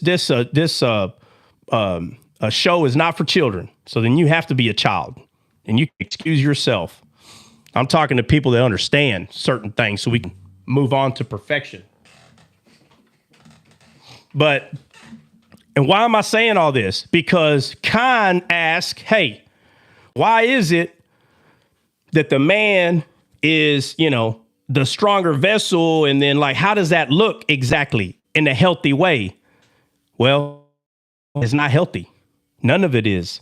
Because every day the woman is going to be tempted not to listen to certain things that the husband says because she naturally does not like how it's a weird way he's in charge. Why does he have to be in charge? How come I can't be in charge? Look, every man understands this. Have you never worked under a man that you're smarter than? Never? Huh. Then you ain't never had a job. Because there's going to be times, boss, you can't help it. You're like, bro, how are you the boss? Bro. You know how to add. So I ain't never seen you mess up a mathematical equation, but that's 5% of our job. So the other 95%, bro, hey, y'all ain't never seen the TikTok videos hey, George, how much you paid the new guy? It's like, you don't hear the answer, but it's like, no, that's too much. That's too much money. That's too much money. Look, too much money. Look, it's always going to happen. So guys, don't act like you don't understand. You understand not liking whoever your head is at work, bro. Stop playing. It's happened. But you have a choice how you handle it. You know what my choice was? My choice was I need to figure out how to get along with this dude. Because some screws missing. I need to figure out how to get along with this dude. Well, this dude, and I'm giving you one of the first ones. I was in my early 20s in the service. And this sergeant, he liked to play a thing called, what's it called? I don't know if it first started coming out, but it was called Frisbee golf. That's what it was called. It's like golf, but you use a Frisbee. And you make it go in this thing. It's in the air. It's got a bunch of chains and your Frisbee. Now, again, these are not regular Frisbees you buy at Walmart. These things weigh 4 pounds. I mean, bro, you hit somebody in the head with one of them, they're going to get knocked out, bro, period. So I said to myself, man, I'm going to have to go learn how to play this stupid game. I'm going to have to go learn how to play this. I can't get on the same level with this dude. Something's off. Well, come to find out, bro, he grew up like a skater boy. All right. So if you're a skater boy or you're married to a skater boy, I feel sorry for you. But either way, that's how he grew up, man. So I went to go hang out with him, and he's not supposed to hang out with me, but I already had been to the oral board, so I'm about to be a sergeant here pretty soon, but I'm not going to be one for another few months. So I go play this game with him, and I'm just hanging out with the regular him, all right? I always respect his rank, but he to me, just so not there, man. I figured it out, bro. He's married to a woman in charge of everything. Bro, this lady is like his mommy. So I'm like, that's what it is, bro. He's a mama's boy. I was like, bro, I couldn't you with this dude. He's a mama's boy, bro. So I'm like, holy moly. And I'm the complete opposite, bro. I'm like Samson. I'm like Samson, and this dude's like, let me see. Somebody help me out. Who is a mama's boy in the Bible? If I think hard enough, who could that be? Who's a mama's boy? Oh, John, the disciple. No. The disciple John, bro. The disciple John. Oh, I'm the disciple whom Jesus loves. He's such a nose browner. That's why Peter didn't like him. Peter's more like Samson. But he had an issue with, he's like, man, what is going on with you? Now, we know now that that's how we're supposed to be with God, okay? So John's not doing anything wrong, so don't misunderstand. I'm saying in order to see how different people are, right? So Peter was a go-getter. I got this, Lord, I'm going to do it. And the whole time, God is laughing at him because Peter understands how to get things done in this world, but he still ain't figured out that God's world's a bit different. See, John figured out how to get things done in God's world. So that's why they always seem like they're off, is because Peter was more focused on, getting things done. I'm sure if you told him, Peter, if you don't find 500 fish a day, you're fired. He'd come back with 2,000. I promise you. Go look at how Peter is. If you told Peter, hey, Peter, you don't get 500 fish a day, you're fired. Bubba, he's going to give you so many fish, y'all are all going to die of suffocation. That's how many fish you're going to get, because he's a go-getter. He's going to make it happen. But the thing is, mix these two people together too quickly, man. So it sounds like I'm digressing, but I'm not. All this is going to along with what Khan is asking about the man being at the head. So I go play frisbee golf with this dude, and I'm like, bro, this is the most wackest thing, but whatever. So he invites me out the third time or fourth time. Well, I already know me, bro. After a minute, I can make anything competitive. So I'm like, hey, check it out. If I get a hole in one, ever, you have to quit telling me what to do at work whole day. And he goes, bro, I can't do that. I was like, bro, I said, I promise I won't put you in a bind. I give you my word. Now, first of all, do you really think that I'm going to make a hole in one, bro? No. Have you not played the game, bro? It's almost impossible. Like some of these goals are behind trees. In order to get that hole in one, you have to turn a frisbee into a boomerang. So you got to throw this thing like way over here and then hoping that it comes around that tree. Bro, it's like, no way, dude. But sure enough, because I'm so competitive, I figure out how to do it. And after I think, because we played, I don't remember how many, I think it is like nines, like golf, there's 9 holes or 9 baskets or whatever. And so the third or fourth time I went with them, we happened to be going to the same one. So maybe hole 5, I was like, I remember telling myself, bro, if I throw it straight to that tree, bro, it'll curve, because that's how my frisbee has been going. So this is probably my third or fourth time playing this hole. Now, you have to get lucky, but as long as you know what you have to do, you can get lucky and get it there. And bro, I said, you know what? I remember this hole. I'm going to do what I said. And I did it, bro. It went right in there. Hole in one, bro. And I forgot what I had told him, but he remembered. And I got a hole in one. I was like, bro, I got a hole in one, bro. And he goes, all right, bro, check it out. He's like, Monday, I'm not going to tell you to do nothing all day Monday. He goes, but he's like, bro, if you do anything out of line, I'm telling you right now, we never made this bet. I'm writing you up. I'm taking your paycheck. Like, I'm telling you. I was like, bro, okay, no worries. Bro, this dude left me alone all day Monday.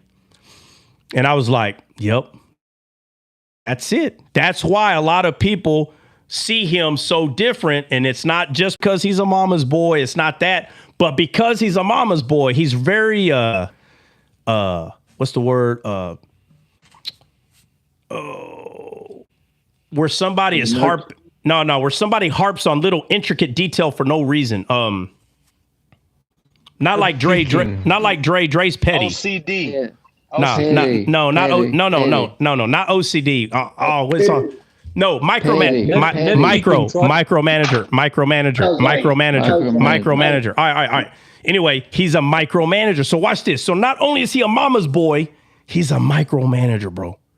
Bro, that's like the worst combination. Bro, so the guy is very passive and aggressive and passive aggressive. There's no assertiveness in him at all. He's either very passive or very aggressive, or he'll be passive aggressive like a woman. And if you're a woman, you understand what I'm saying, where they'll attack you, but they'll do it in such a nice way that, oh, well, I don't know, So, but he has no assertiveness in him at all. And so not being around him that whole day, it sealed the deal. That's what it is. I don't like he's very micromanaging. He'll try to get you to do something, but he'll be right there watching you while you do it, bro. bro, just tell me what to do. Now, if you can't get the job done and he's coming around, you're like, say, bro, it's been 3 hours. That's not micromanaging. Don't get it twisted. If you suck at your job, you suck at your job, bro. Stop blaming your boss. I'm talking about that you are good at your job, but your boss is still like right there in your face. And that's how this dude was. So watch this. He doesn't wear the pants at the house. When he's around his mother is mommy, right? And then he goes to work and now he's boss, bro. It's a bad combination. It's scary. Never been in charge of anything in his life. You hear me? And now you put this dude, this child, in charge of other men, and like, hey, bro, something ain't right with this dude. Well, it took me a few months, but I figured it out. So remember, we talked about the woman that was saved, married to a man. Now we're talking about a man who is saved, married to a woman who's not. And you're in for a ride of your life. So now you have a choice, because you're saying you're a man of God. Are you really? So if a woman is not saved, do you know a man of God, if he really wanted to, he could take advantage of this woman? I'm sorry, but you can. She's not saved.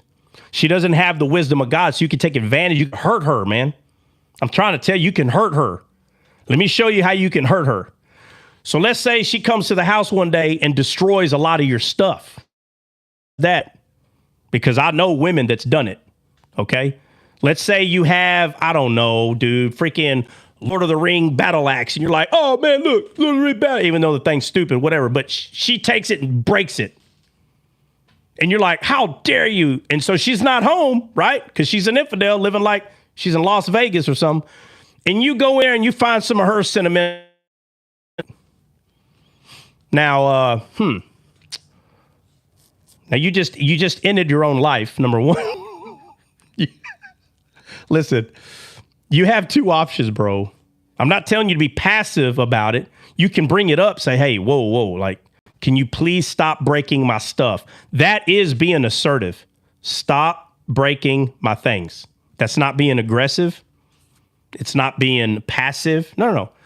I don't appreciate this. This is you're going too far. I understand you're going to try to leave and live your life however you want to, but I need you to stop doing these things. This right here. Stop breaking this and stop doing that. That's assertive. There's nothing wrong with that.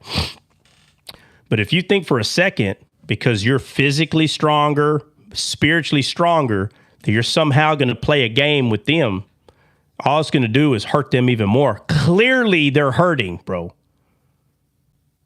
Where's your wisdom at, right? Are you not supposed to be the head? See, notice how I'm going to talk to a man a little bit different than I am the woman. See, the woman's not the head, but she's got this power of God living inside of her. So she may not be the head, but she has Christ living on the inside of her. So she's just going to love her husband, who's a fool. But in this case, it's the man, which means not only are you physically strong, but you're spiritually stronger. And you have a vessel here that needs some Jesus attention. And you're either going to love her anyway, or you're not.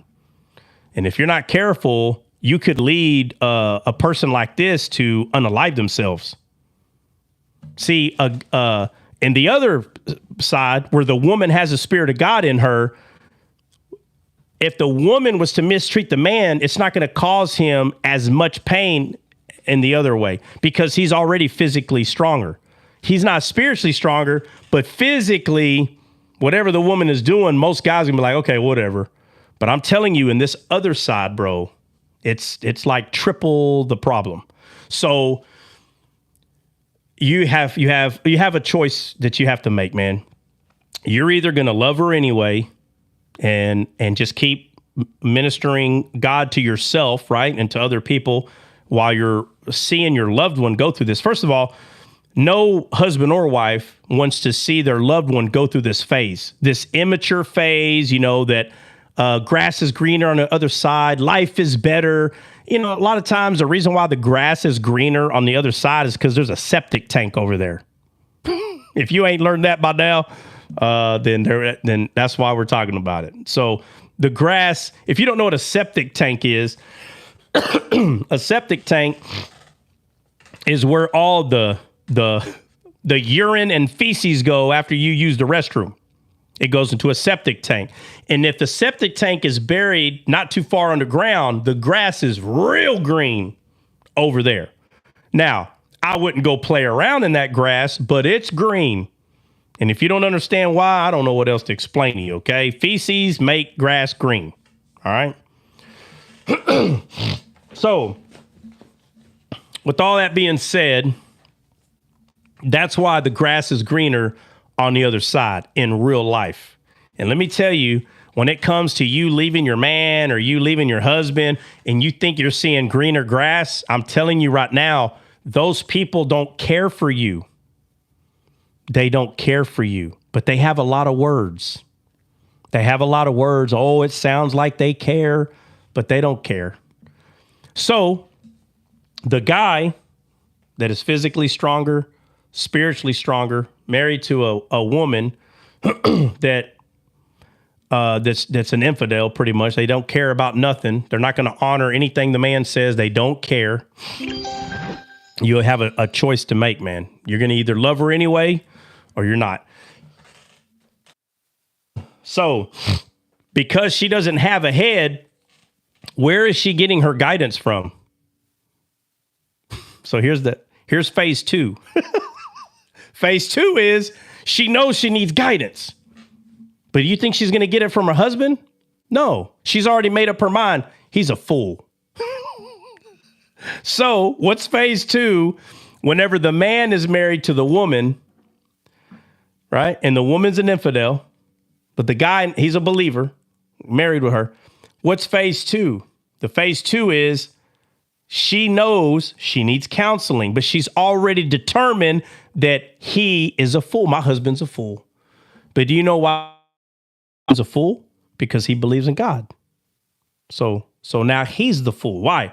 Because when you're not saved, or let's say you are saved and you're just like, I don't know, I just need a new awakening in life, whatever. So she's running off, doing whatever the heck she wants to do, comes home every few days, and she's like, he's such a fool. Notice what she's calling a fool. She's calling a man who loves God, who's not divorcing her. An unsaved man that's married to an infidel woman, if she starts running loose and does whatever, that guy leaves. Let me see who can tell the truth. How many people can admit the truth that if two people are unsaved, if they start getting mistreated by another, what are the odds of that man leaving that woman? What are the odds? Is it good or bad odds that he's going to leave? Who can be honest? Great odds. Great odds. Great odds. Great. As soon as she's gone, period. He's gone.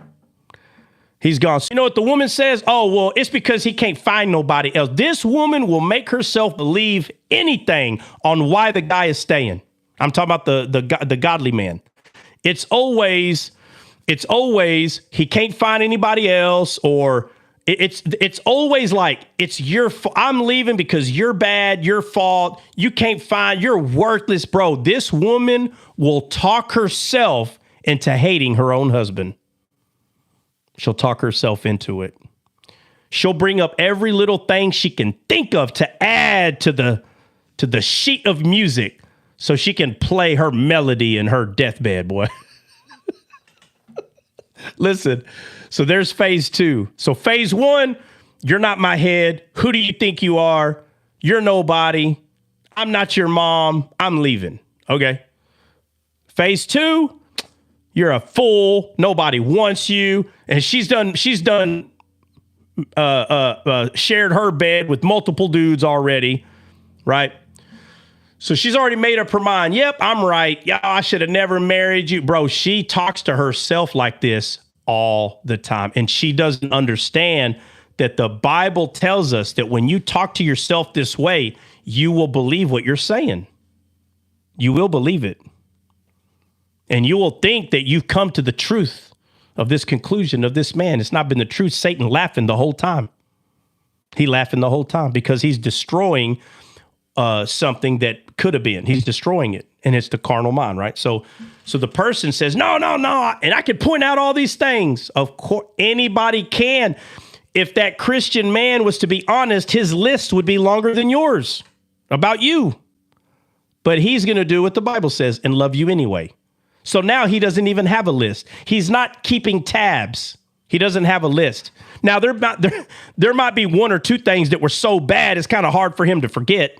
But she'll even use that. Oh, you brought that one thing up. Say, I'm sorry. Something you did unalive someone in my family. I'm sorry. That was kind of hard to forget. So she'll even bring that up. See, how dare you bring that up? Manipulate him. Cleopatra. The crazy thing is, or let me back up. So there's phase 2. Phase 3 are many dimensions. One of them, she files for divorce and then puts in the divorce paperwork, this is why I'm leaving. And the guy never told the judge out of all the crazy things she's been doing. But she's going to put the reasons why she's leaving. She's so entitled. Oh, man. So we talked about a woman who was saved, married to a foolish man. Now we're going over phase 3 of a man who was saved, married to a woman who is not, or married to a woman who is saved, but she's decided she's going to go do whatever she wants until what happens? Until she gets sick and tired of being sick and tired. And that's the answer. Until you become sick and tired of being sick and tired, you'll stop lying to yourself. So Kine brought this up.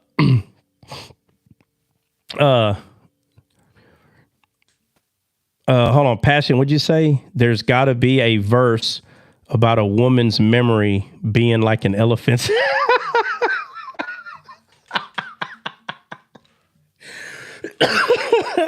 Man, you know what?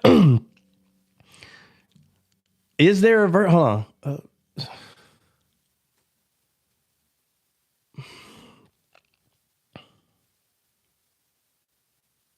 Is there what?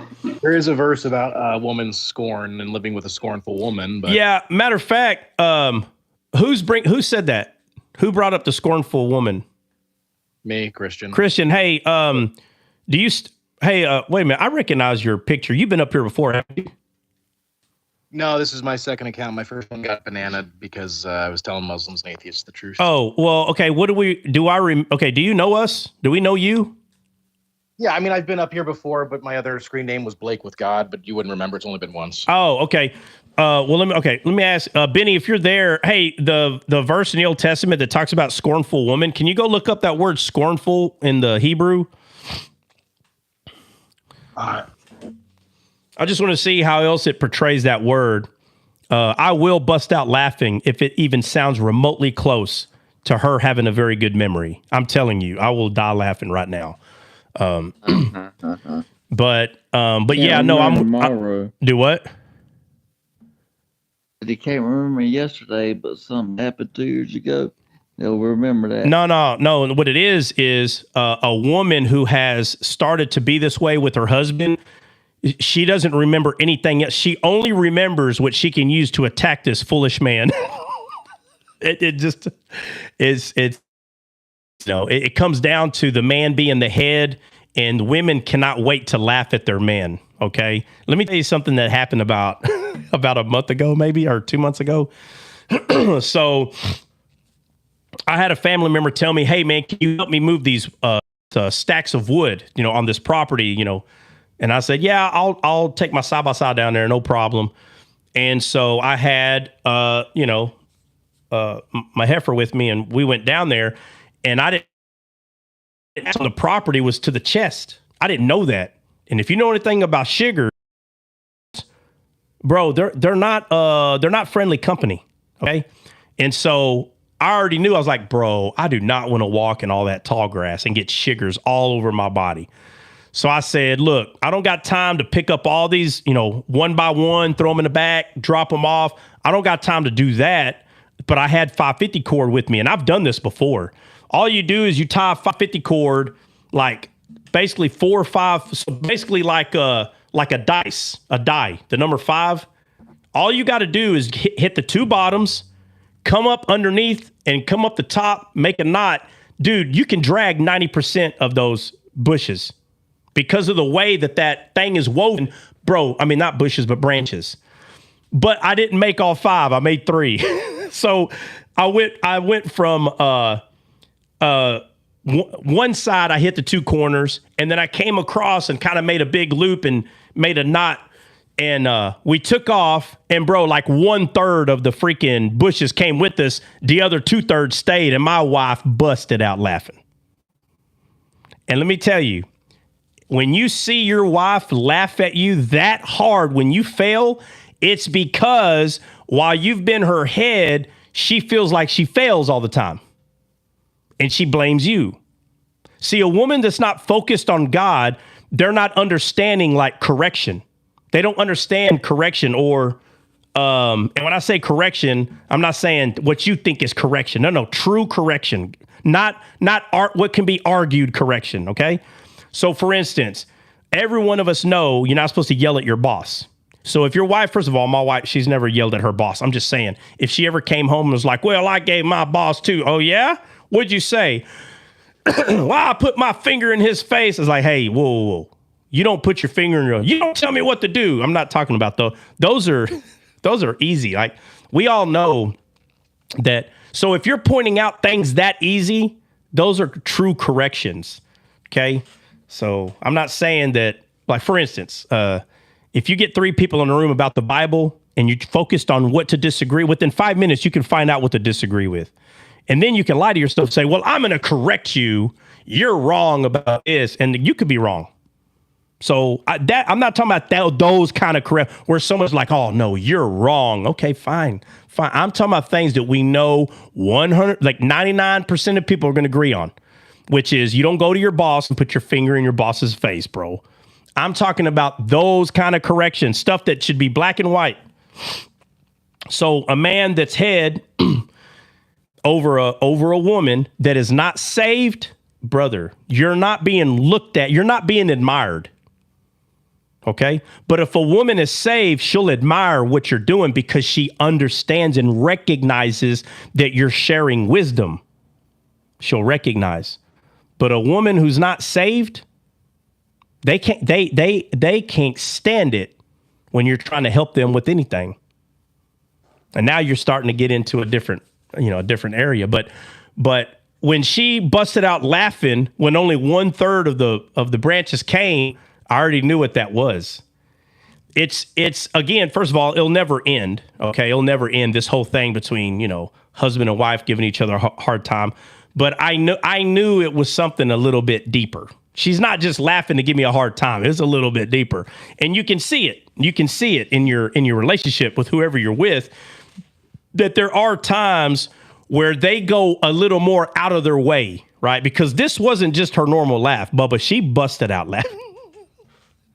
So I said, all right. I said, either one branch is coming or nothing. I just knew, by the way. But you have to understand, I didn't take my time to make a 5-point contact because I'm not going to sit here and get shiggers.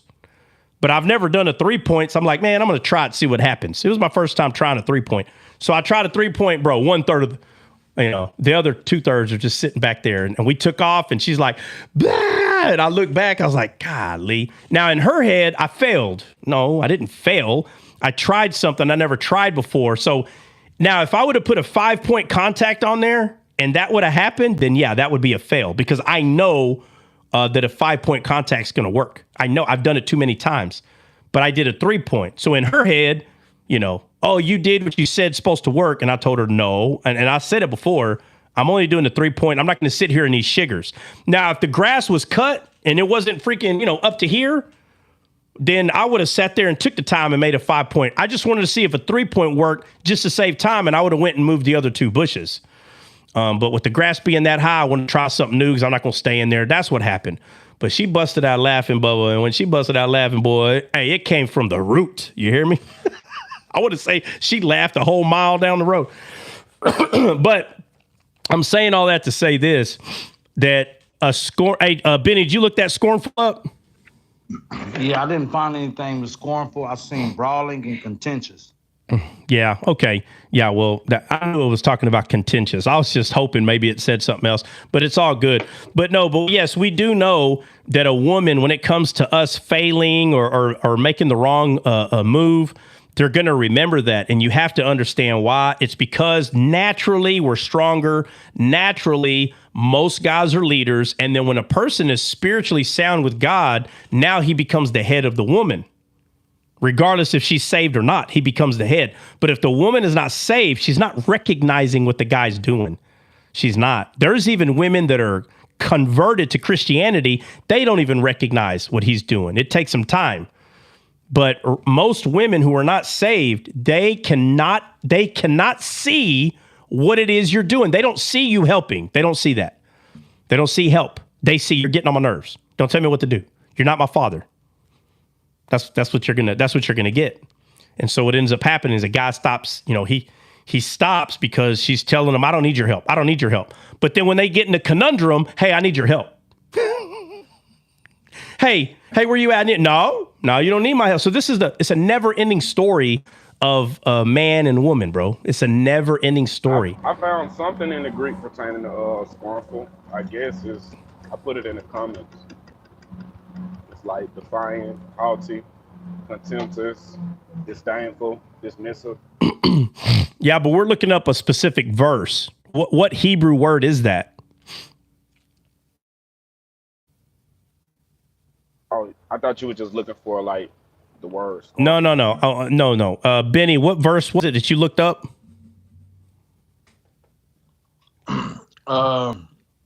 It says, it is better to dwell in a corner of the housetop than with the brawling woman in a wild house. Yeah, what's the address? What's the address, bro? Oh, I'm sorry. My bad.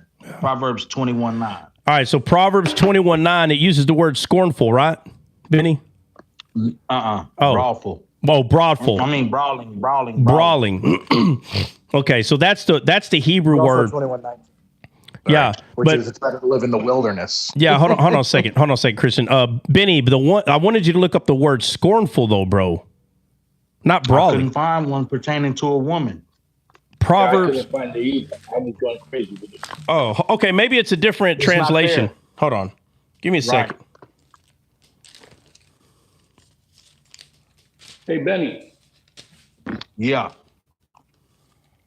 You got $20 till tomorrow.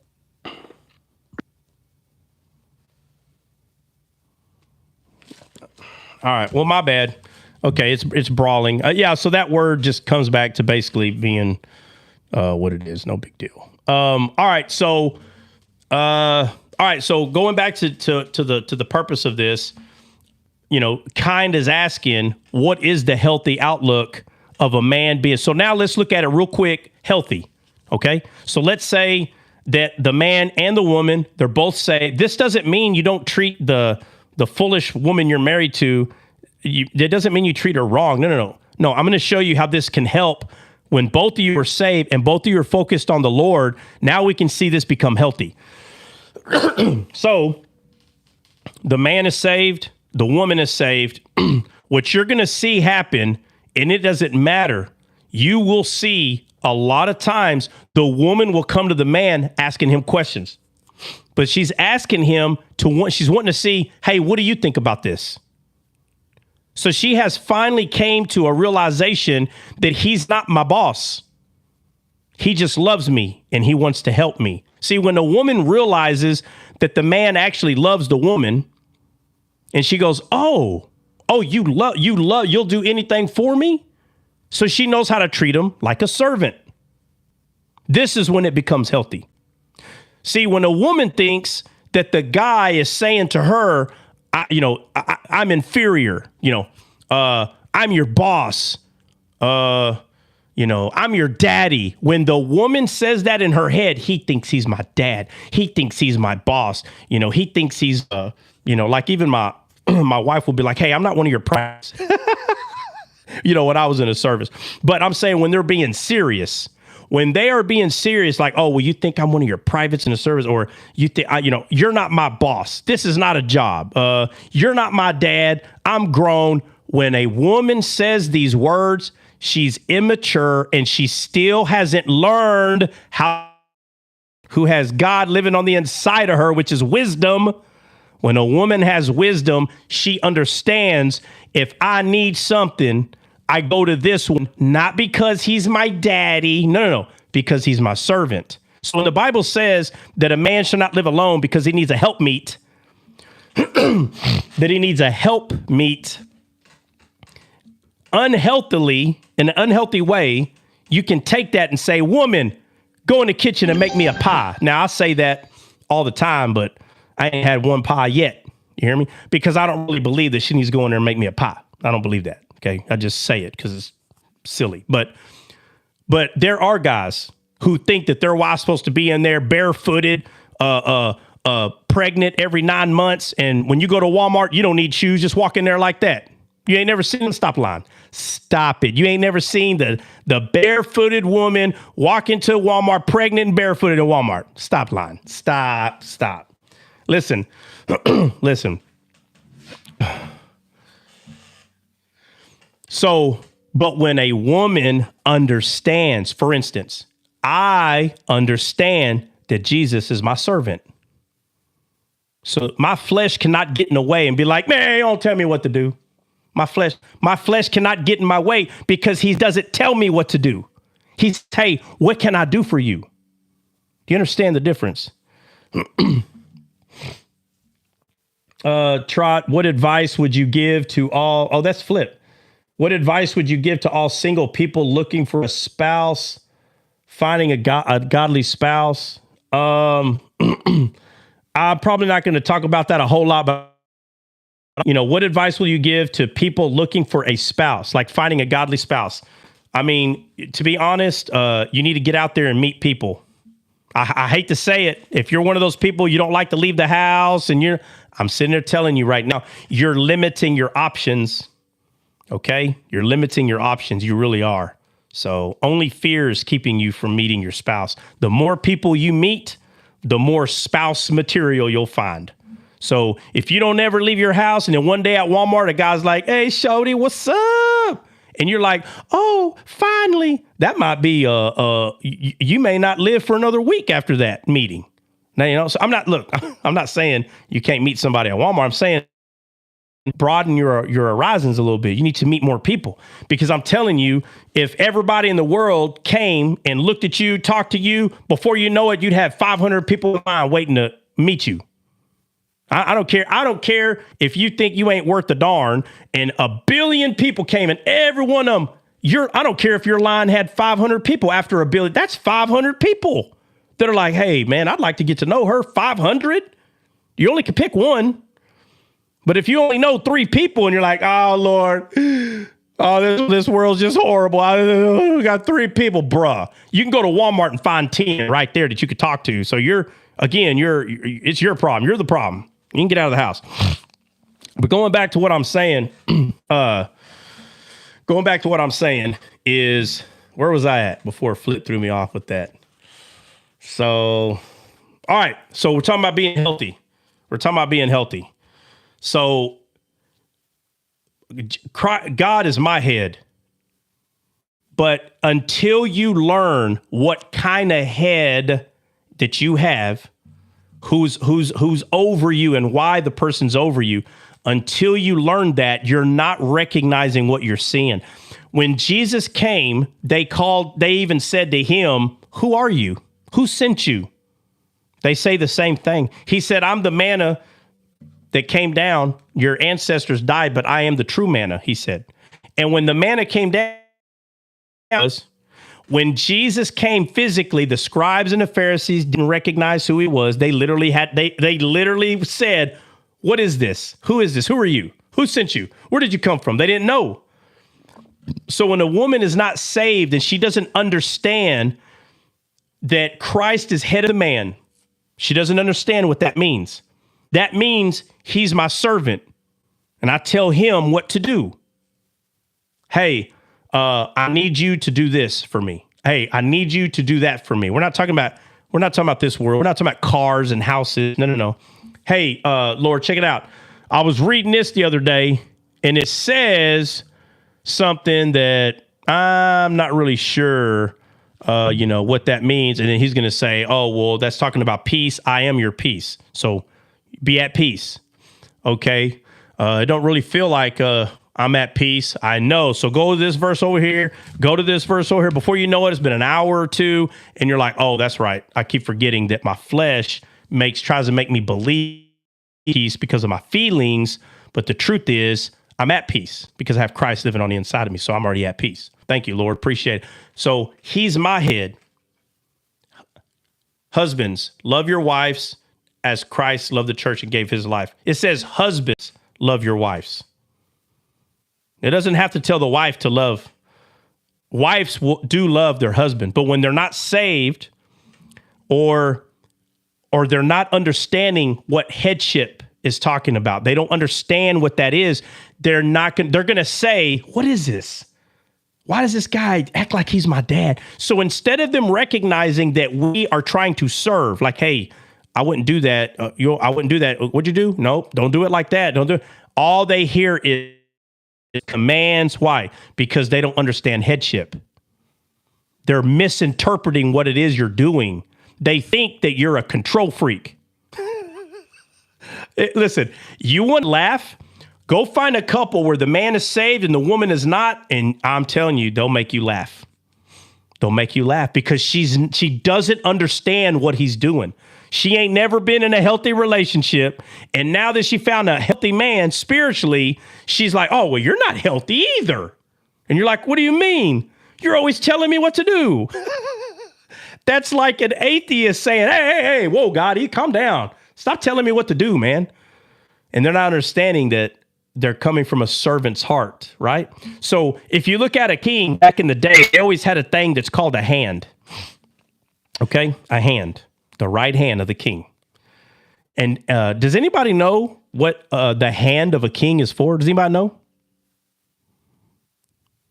Anybody? I think he basically serves as the king who is not around trot. Do what? I was going to say I don't want to be wrong, but sorry. Yeah, I think doesn't he serve as the king if the king is not around? Yeah, matter of fact, I don't want to. Like I don't want to give the answer. Look, let's do this. Somebody look up. Back in the day, look up what is the hand of a king. Pull it up on the website and see if you can find like how a description of what this is exactly. The advisor, the closest appointed confidant of the king. Okay, watch this. Confidant, advisor. Watch this. So the king needs an advisor? Doesn't that seem a bit... Doesn't that seem a bit like, who are you to advise me? I'm the king. I mean, but you know what? How is it that 90% of kings knows exactly what the hand is for? They know. It's very rare, but it did happen where you have the king, unaliving their advisors and all this stuff. But for the most part, why is it that the hand is more respected than the king is at times? Does anybody know why? Because it's true. You go look it up. It's true. Why was the hand always like in the 90 percentile? Why are they more respected than the king? Does anybody know? Because they lead meetings of council. Well, I mean, that's one of the reasons, but the main reason is because they know more. That's why. They know. Because a lot of the times they were hand of the king prior. They've been there and done that. They know what's going on. So they're advising the king because they know what other kings have done. They know. They've been there and done that. So this new king is like, hey, it's kind of like when I got a new lieutenant in the army. I'm already a sergeant, staff sergeant. I get a butter bar lieutenant. I've already been to combat. This dude got out of basic training. So let me ask you, he's got more rank than me, but who knows what? So I become his advisor. And he's like, hey, I know we're going overseas in like 3 months. So you already know what I'm getting at. That's how they ask. Hey, you already know what I said, bro, I got you. Don't worry. What is that noise? Hulk.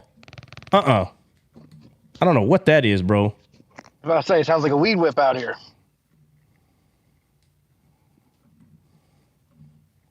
Unmuted. Bro, stop unmuting yourself. All right. I don't know what that was. Anyway, so now I have to advise this butter bar, this brand new lieutenant, bro. I have to be his advisor, and he outranks me. So I got to make sure he stays alive. So that's why the sergeant is always way more respected than butter bars, bro, every time. I don't care who you are. Everybody knows. So even though the king's been a king 1 year, 5 years, 10 years, it don't matter. His advisor is all respected. Now, when the king has been king, I think it is around 8 to 10 years, and the king's been a war by the king. But when a king gets an advisor or the hand, and he just started yesterday, bro, everybody admires the hand. Okay, they respect the king. They respect his rank. What I'm saying is a lot of the times the kings, bro, the butter bar lieutenants, they know, hey, look, I know how this works and I respect you. See, when a non-believer woman gets in a relationship with a believer, she does not, no one has told her, hey, look, you're the king, but you have a hand and the hand is going to explain to you how this works. No one's told her that. So she comes into a relationship. She doesn't recognize, who are you? Well, I'm your hand. I don't care. Get away. This is what happens, bro. This is what happens. It doesn't happen the other way. It doesn't happen the other way. When the man is not a believer, but the woman is, the man doesn't do what the non-believer woman would do. It's completely different. It's completely, we've already talked about both, but I'm saying with the woman, it's treacherous. It's bad. It can be real bad. So again, the woman does not understand. Hold on a second.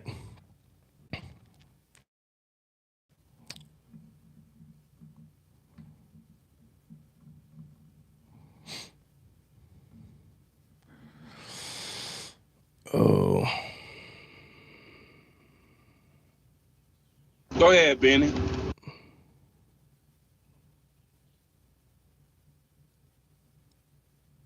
Benny ain't even listening. He's working, bro. He's at work. Well, the floor is yours, Hawk. Don't need it, brother. I got nothing to say much, bro. I think I found what Trot was asking Benny to find in Proverbs 1:20. It's talking about wisdom, and she's scornful. Well, just read the verse. Read the verse, Jennifer. Okay. Let me see if I got it right. It's actually 22, verse 22 of Proverbs 1. How long, ye simple ones, will ye love simplicity? And the scorners delight in their scorning, and fools hate knowledge. Yeah, no, that's not the one I was referring to. That's why I said earlier, I think I used the wrong word because I was talking about the one that Benny actually brought up, but he said it doesn't use the word scorner, it used the word brawler. So I put the word scorner there. So, but the verse that Benny brought up, that's the right verse. I just used the wrong word. But I appreciate you finding that because, it could have solved the problem. But I figured it out when Benny goes, nah, bro, it's the word brawler. So I'm the one that used the wrong word, but it's no worries. But anyway, all right, so basically, for this to be healthy, is both man and woman have to understand who their head is. God made it like this for a reason, because only through faith, right, from glory to glory, from faith to faith, which means even though your flesh doesn't like that the hand is telling you what to do, because you understand how this works, you trust it. The kingdom only works if you trust how the system is. So if God is head over man and the man is receiving wisdom, he knows how to love his wife. Hold up. So he knows how to love his wife. The only way a man knows how to love his wife is because he sees Christ loving him. That's the only way. So he trusts that Christ loves him no matter what, which means when you're looking at your wife, you love her no matter what. Because if you can't love her no matter what, then why should God love you no matter what? Again, we're not questioning him. I'm saying if you were to try to make sense of this in your head, you would have to ask yourself, then God's not supposed to love me no matter what. Bro, you know that's not true. You know that's not true. You know he loves you no matter what. It makes it easy then for you to do the same thing to who's under you. It makes it easy. It's not based on feelings. Well, she left me. She's an unbeliever. It's not. If it was based on feelings, you would have divorced her. But when it's not based on feelings and it's based on facts that I'm the husband of this woman, then I'm going to love her the way Christ loves me. I deserve his love every day. So if I don't deserve his love every day, but he gives it to me anyway, well, then she don't deserve my love. Okay, well, then now you have a choice. You're either going to love her as Christ loved the church, or you're not. If you decide, nah, I'm just going to love her no matter what, okay then. So at that point, while she's trying to figure out who she is in life, you just minister the word to people. That's what you do. You want to know how to stay in peace while your wife is acting like she's out of her mind? You know how to do that? Just go bring people up to life. That's what you do. And you just wait for her to call you when she needs you, just like you do. Right? Some of us stop talking to God for 5 years, 2 years, 1 year, it could be 6 months. And you're like, oh, Lord, this thing happened. He's like, I know. I was right there the whole time. So then here she comes. I need you. I'm right here. Matter of fact, you ain't been here in a full week, but I had the light on every night. I had the light on every night, waiting for you to come back to the house. Christ loves me every day because Christ loved me every day. Recognize who you are.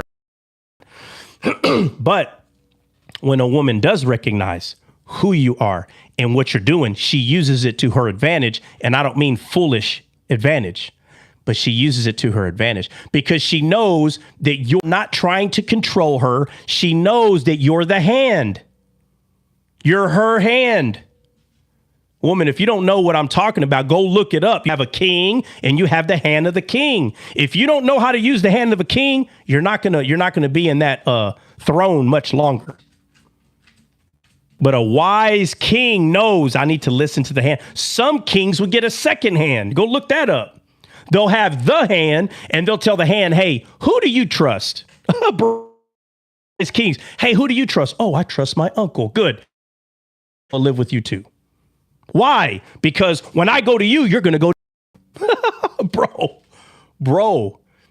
So when the system is played, which is God's system, his laws, which is I'm the head of the man is head of the woman. That means the woman under the man will get proper counsel. She'll get everything that she only because he trusts God, which means if you mistrust the man, he's still going to love you as Christ. Let me tell you something, women, anybody you have in your family. One of the main reasons you want to marry a man who Christ is their head is because they'll love you anyway. That's why. If you want someone to love you for you, I'm not talking about, listen, even my wife will tell me, stop telling me to stop smacking. She'll tell me. And I'm like, well, I can hear. Matter of fact, I was in Mexico and I heard you smacking, right? But the etiquette stuff, right? A woman smacking, a woman, picking her teeth at the dinner table. And you're like, hey, can you not do that in public? Look, guys, those are personal characteristics. Okay. But a woman, she don't like that either, just like you don't like it and all that. Look, at the same time, there's nothing wrong with being assertive. Okay. So if you have a woman that's not saved and you're like, hey, can you not pick your feet at the dinner, pick your feet or pick your mouth at the dinner table? She may get mad at you for saying that, but you're just being assertive. You're not being passive. You're not being aggressive. But let me tell you something. If a woman does not understand the difference between aggressive and assertiveness, she's always going to take you being aggressive. Always. I'm telling you, that's why education is very important. A person who has less education are always more upset, more mad, more, I mean, just more like conspiracy theorists, bro. There's a whole lot of that going on. Find you a man or a woman that is either educated or still wants to continue their education, man. Because to find someone who thinks they ain't had no kind of education. Matter of fact, they barely made it out of high school and their etiquette is bad. If they got bad etiquette and you're like, hey, and I'm going to say this, like, if you have to tell your woman, hey, can you not fart at the dinner table? Bro, if you have to tell her that, something's wrong. Now, if you say, oh, I don't care, I fart all the time, fine. Y'all be happy by yourselves and go live in the Himalaya mountains, just you two, fine, no problem. But what I'm saying is those kind of things are personal. That's not what I'm talking about. I'm not talking about that regarding God. But they don't understand the difference between that and you telling them, hey, probably not good to put your finger in your boss's face. They see them as you being their daddy, and they can't stand you. That is a very childish, lack of wisdom wife that you have. She lacks wisdom. She's very immature. And guess what? How do immature children treat their parents? Does anybody know? Let's see if anybody can tell the truth. How does immature children treat their parents?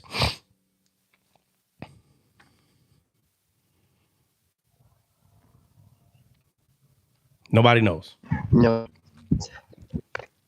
Huh?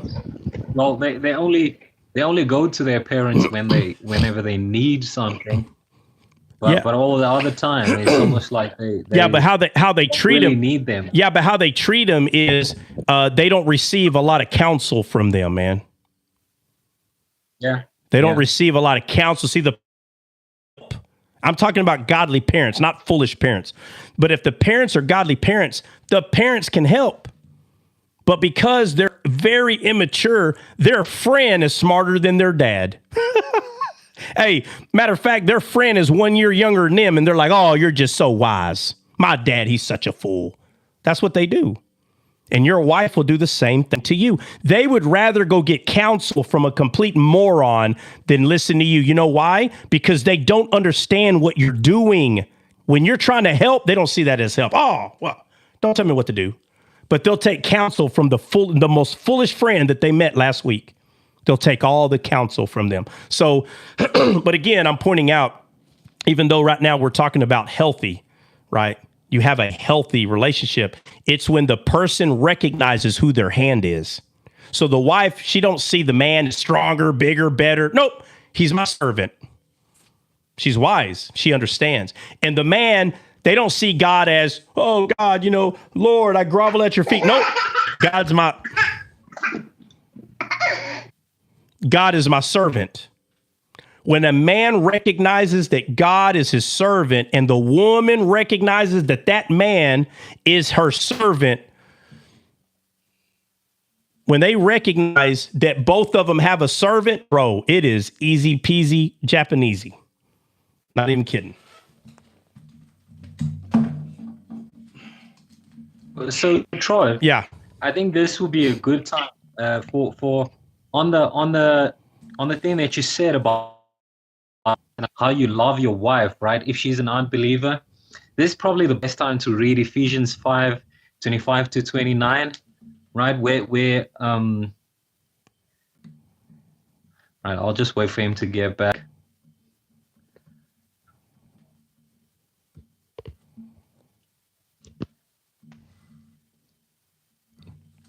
Yeah, go ahead. What were you saying? Kind? Yeah, I was saying, for me, like, this is such a, it really expresses the journey of being a God-fearing man, who is a non-believer. Kind. Right? Can you move around, bro? You got red bars. I can barely understand you. Like your reception. Something's wrong with the reception. Is it better now? Yeah, it's a little better. Go ahead. Yeah, I was trying to say, like, I imagine that to be a really difficult thing to go through, but it also shows the journey of being not equally yoked spiritually, right? You being there for him, praying for her, being this husband who really finds his confidence and love and peace in Christ first before he comes home, and be able to fight with his woman, but he really finds peace in Christ. I think that's something really important to note there. But I wanted us to read Ephesians 5:25-29. Well, hold on, right? hold on, Con, listen, hold on. It's already 12. I have to go, so this is what I need you to do. I need you to come back tomorrow, and we're gonna start. We're gonna start off with the feed. All right. All right. No, so 100%. Okay. So quickly, hold on, real quick. Let me say something, okay? Because you're bringing up equally yoked. Okay. The Bible makes it clear that you need to be equally yoked. But listen, if both are converts, I say this all the time. If neither husband or wife is a disciple of Christ, but they're converts, meaning they're just saved and they don't really go to church and any of that, it's hard to establish if you're equally yoked or not. So what you can say is, well, we're both saved. Yeah, saved. But you know what that also means? It also means that one of y'all can be like, I'm not sure if I want Christianity. So now you become unequally yoked in a very weird way. And let's say it's the man that is saved and the woman, I'm not saying she's not saved, but she never started renewing her mind to who she is in Christ and starts acting like the devil. So people's like, well, I don't know if she's saved or not. I'm not trying to argue that is the point. I'm saying when they first got together, they are converts. So sometimes things happen in a few years of a marriage. And the problem was not, are they equally yoked? That's not the problem. The problem, people change their minds sometimes. So, but we'll talk about it. But go ahead and say what you're going to say, Kine. Yeah, I just wanted to say, Trot, so we see a healthy. Am I right in saying that we see a healthy relationship between Adam and Eve in the Garden of Eden, with Adam being the head still, right? We see a healthy type of relationship between Adam and Eve like that in the Garden of Eden. Am I right to say that? Well, of course it was healthy because they were both perfect. So it was healthy. They were both perfect. God had just made both of them. Right, and in Adam being the head, right? In Adam being his wife's covering, correct? Mm-hmm. What about it? No, that's all I wanted to say. I just wanted to confirm that. So and I'm going to show you how. I'm going to show you how real quick. So after Eve made the wrong choice, a lot of guys today would have said, listen here, you dumb woman. I cannot believe you just did that. But do you know what Adam did? But see, Adam honored that his covering was God. So he didn't name her, but he did call her bone of my bones, flesh of my flesh. That's what he called her. But then when he names her, it was after she fell, and he gave her a name that seems like it's not true. The reason why he named her that is because he still understood how God sees. God calls those things that are not as though they were. She was not the mother of all living. She was the mother of all death. She was the reason we all fell. But he said, mother of all living. He called her Eve after she fell, not before. He did not call her mother of all living before the fall happened. No. The fall happened, and he said, Eve, mother of all living. But she wasn't. She was mother of all dead. She's the reason the death entered. But anyway, husbands, love your wives as Christ loved the church and gave his life. And that's what he did. So in the midst of your women failing, I'm saying if you're the believer and she's not, you love her anyway. And you'll be better off for it. I promise you'll be better off for it if you just choose to love her anyway. Because I can guarantee you too many people failed her to begin with. So why are you any different? Go ahead, you fail her too then. Right? So we'll talk about it. We'll talk about it some more tomorrow. So Kine, make up the Ephesians verse. And Kine, let me just go to CJ. You got something to say before we go? When I say something to say, I'm saying 3 seconds. I don't got time for a sermon. Whoever has a sermon, you can read it another day. Okay, Ernestine, you got something to say before we go? Thank you for having me up. Out of the whole year, this is the first time I've been. think I answered my own question. I'm a tutor, but if I have any more questions about the second Exodus, I'll definitely come back tomorrow. Second Exodus? Why is everybody coming up to my panel asking about this? You're like the fourth person asking about the second Exodus. Did y'all have a technically I was the Technically I was the first. Technically I was the first because I asked you on Saturday. No, there's been other people. No, there's been other people. No, you're not the first. There's been other people like literally this past couple of weeks ask about second Exodus. You're not the first. Oh, wow. Yeah. Okay. So are y'all having a conversation about this in another live or something? No, okay. no. I don't know. I just have a question about if it was fulfilled or not, and if it wasn't, what is it? But I think I answered. I think I have an answer. Okay. I believe it's more spiritual than it is, carnal. What verse? What verse are you using that's describing second Exodus? Let me go back to my notebook. All right, look, you don't got to bring. Now, listen, no, I'm not asking you to bring it right now. I'm saying tomorrow, come up, but have the verse in front of you. That way, when I ask you, you can. I mean, there's only a couple people use. I'm just curious which one you're using. But either way, Christian, what do you got to say before we go? Yep, sorry, I had to come off mute. I really appreciate it. Something that I've struggled with what we've been discussing here today. And before we got too far away from the equally yoked thing, I wanted you to know that I was in a panel yesterday where a dude came up and said, I'm a Christian man saved by Christ, and my wife is a Muslim. Yeah. Oh, yeah. Oh, yeah, Bubba. Hey, these things come in all shapes and sizes. Let's see. But, man, the chat comments like Android operating. Hold on. JH Truth. I keep trying the YouTube, but the chat comments like Android operating. I'm not sure what he means by that. All right, Benny, what you got before we go? Yeah, give me like 30 minutes to run this sermon. Now I'm just playing. Yeah. Everybody right now, go to Descaled. Hit the emblem at the top left corner. You'll see the little gold and green symbol. Hit that. It's going to take you to his bio. You'll see YouTube. Tap on YouTube. It'll take you to the YouTube.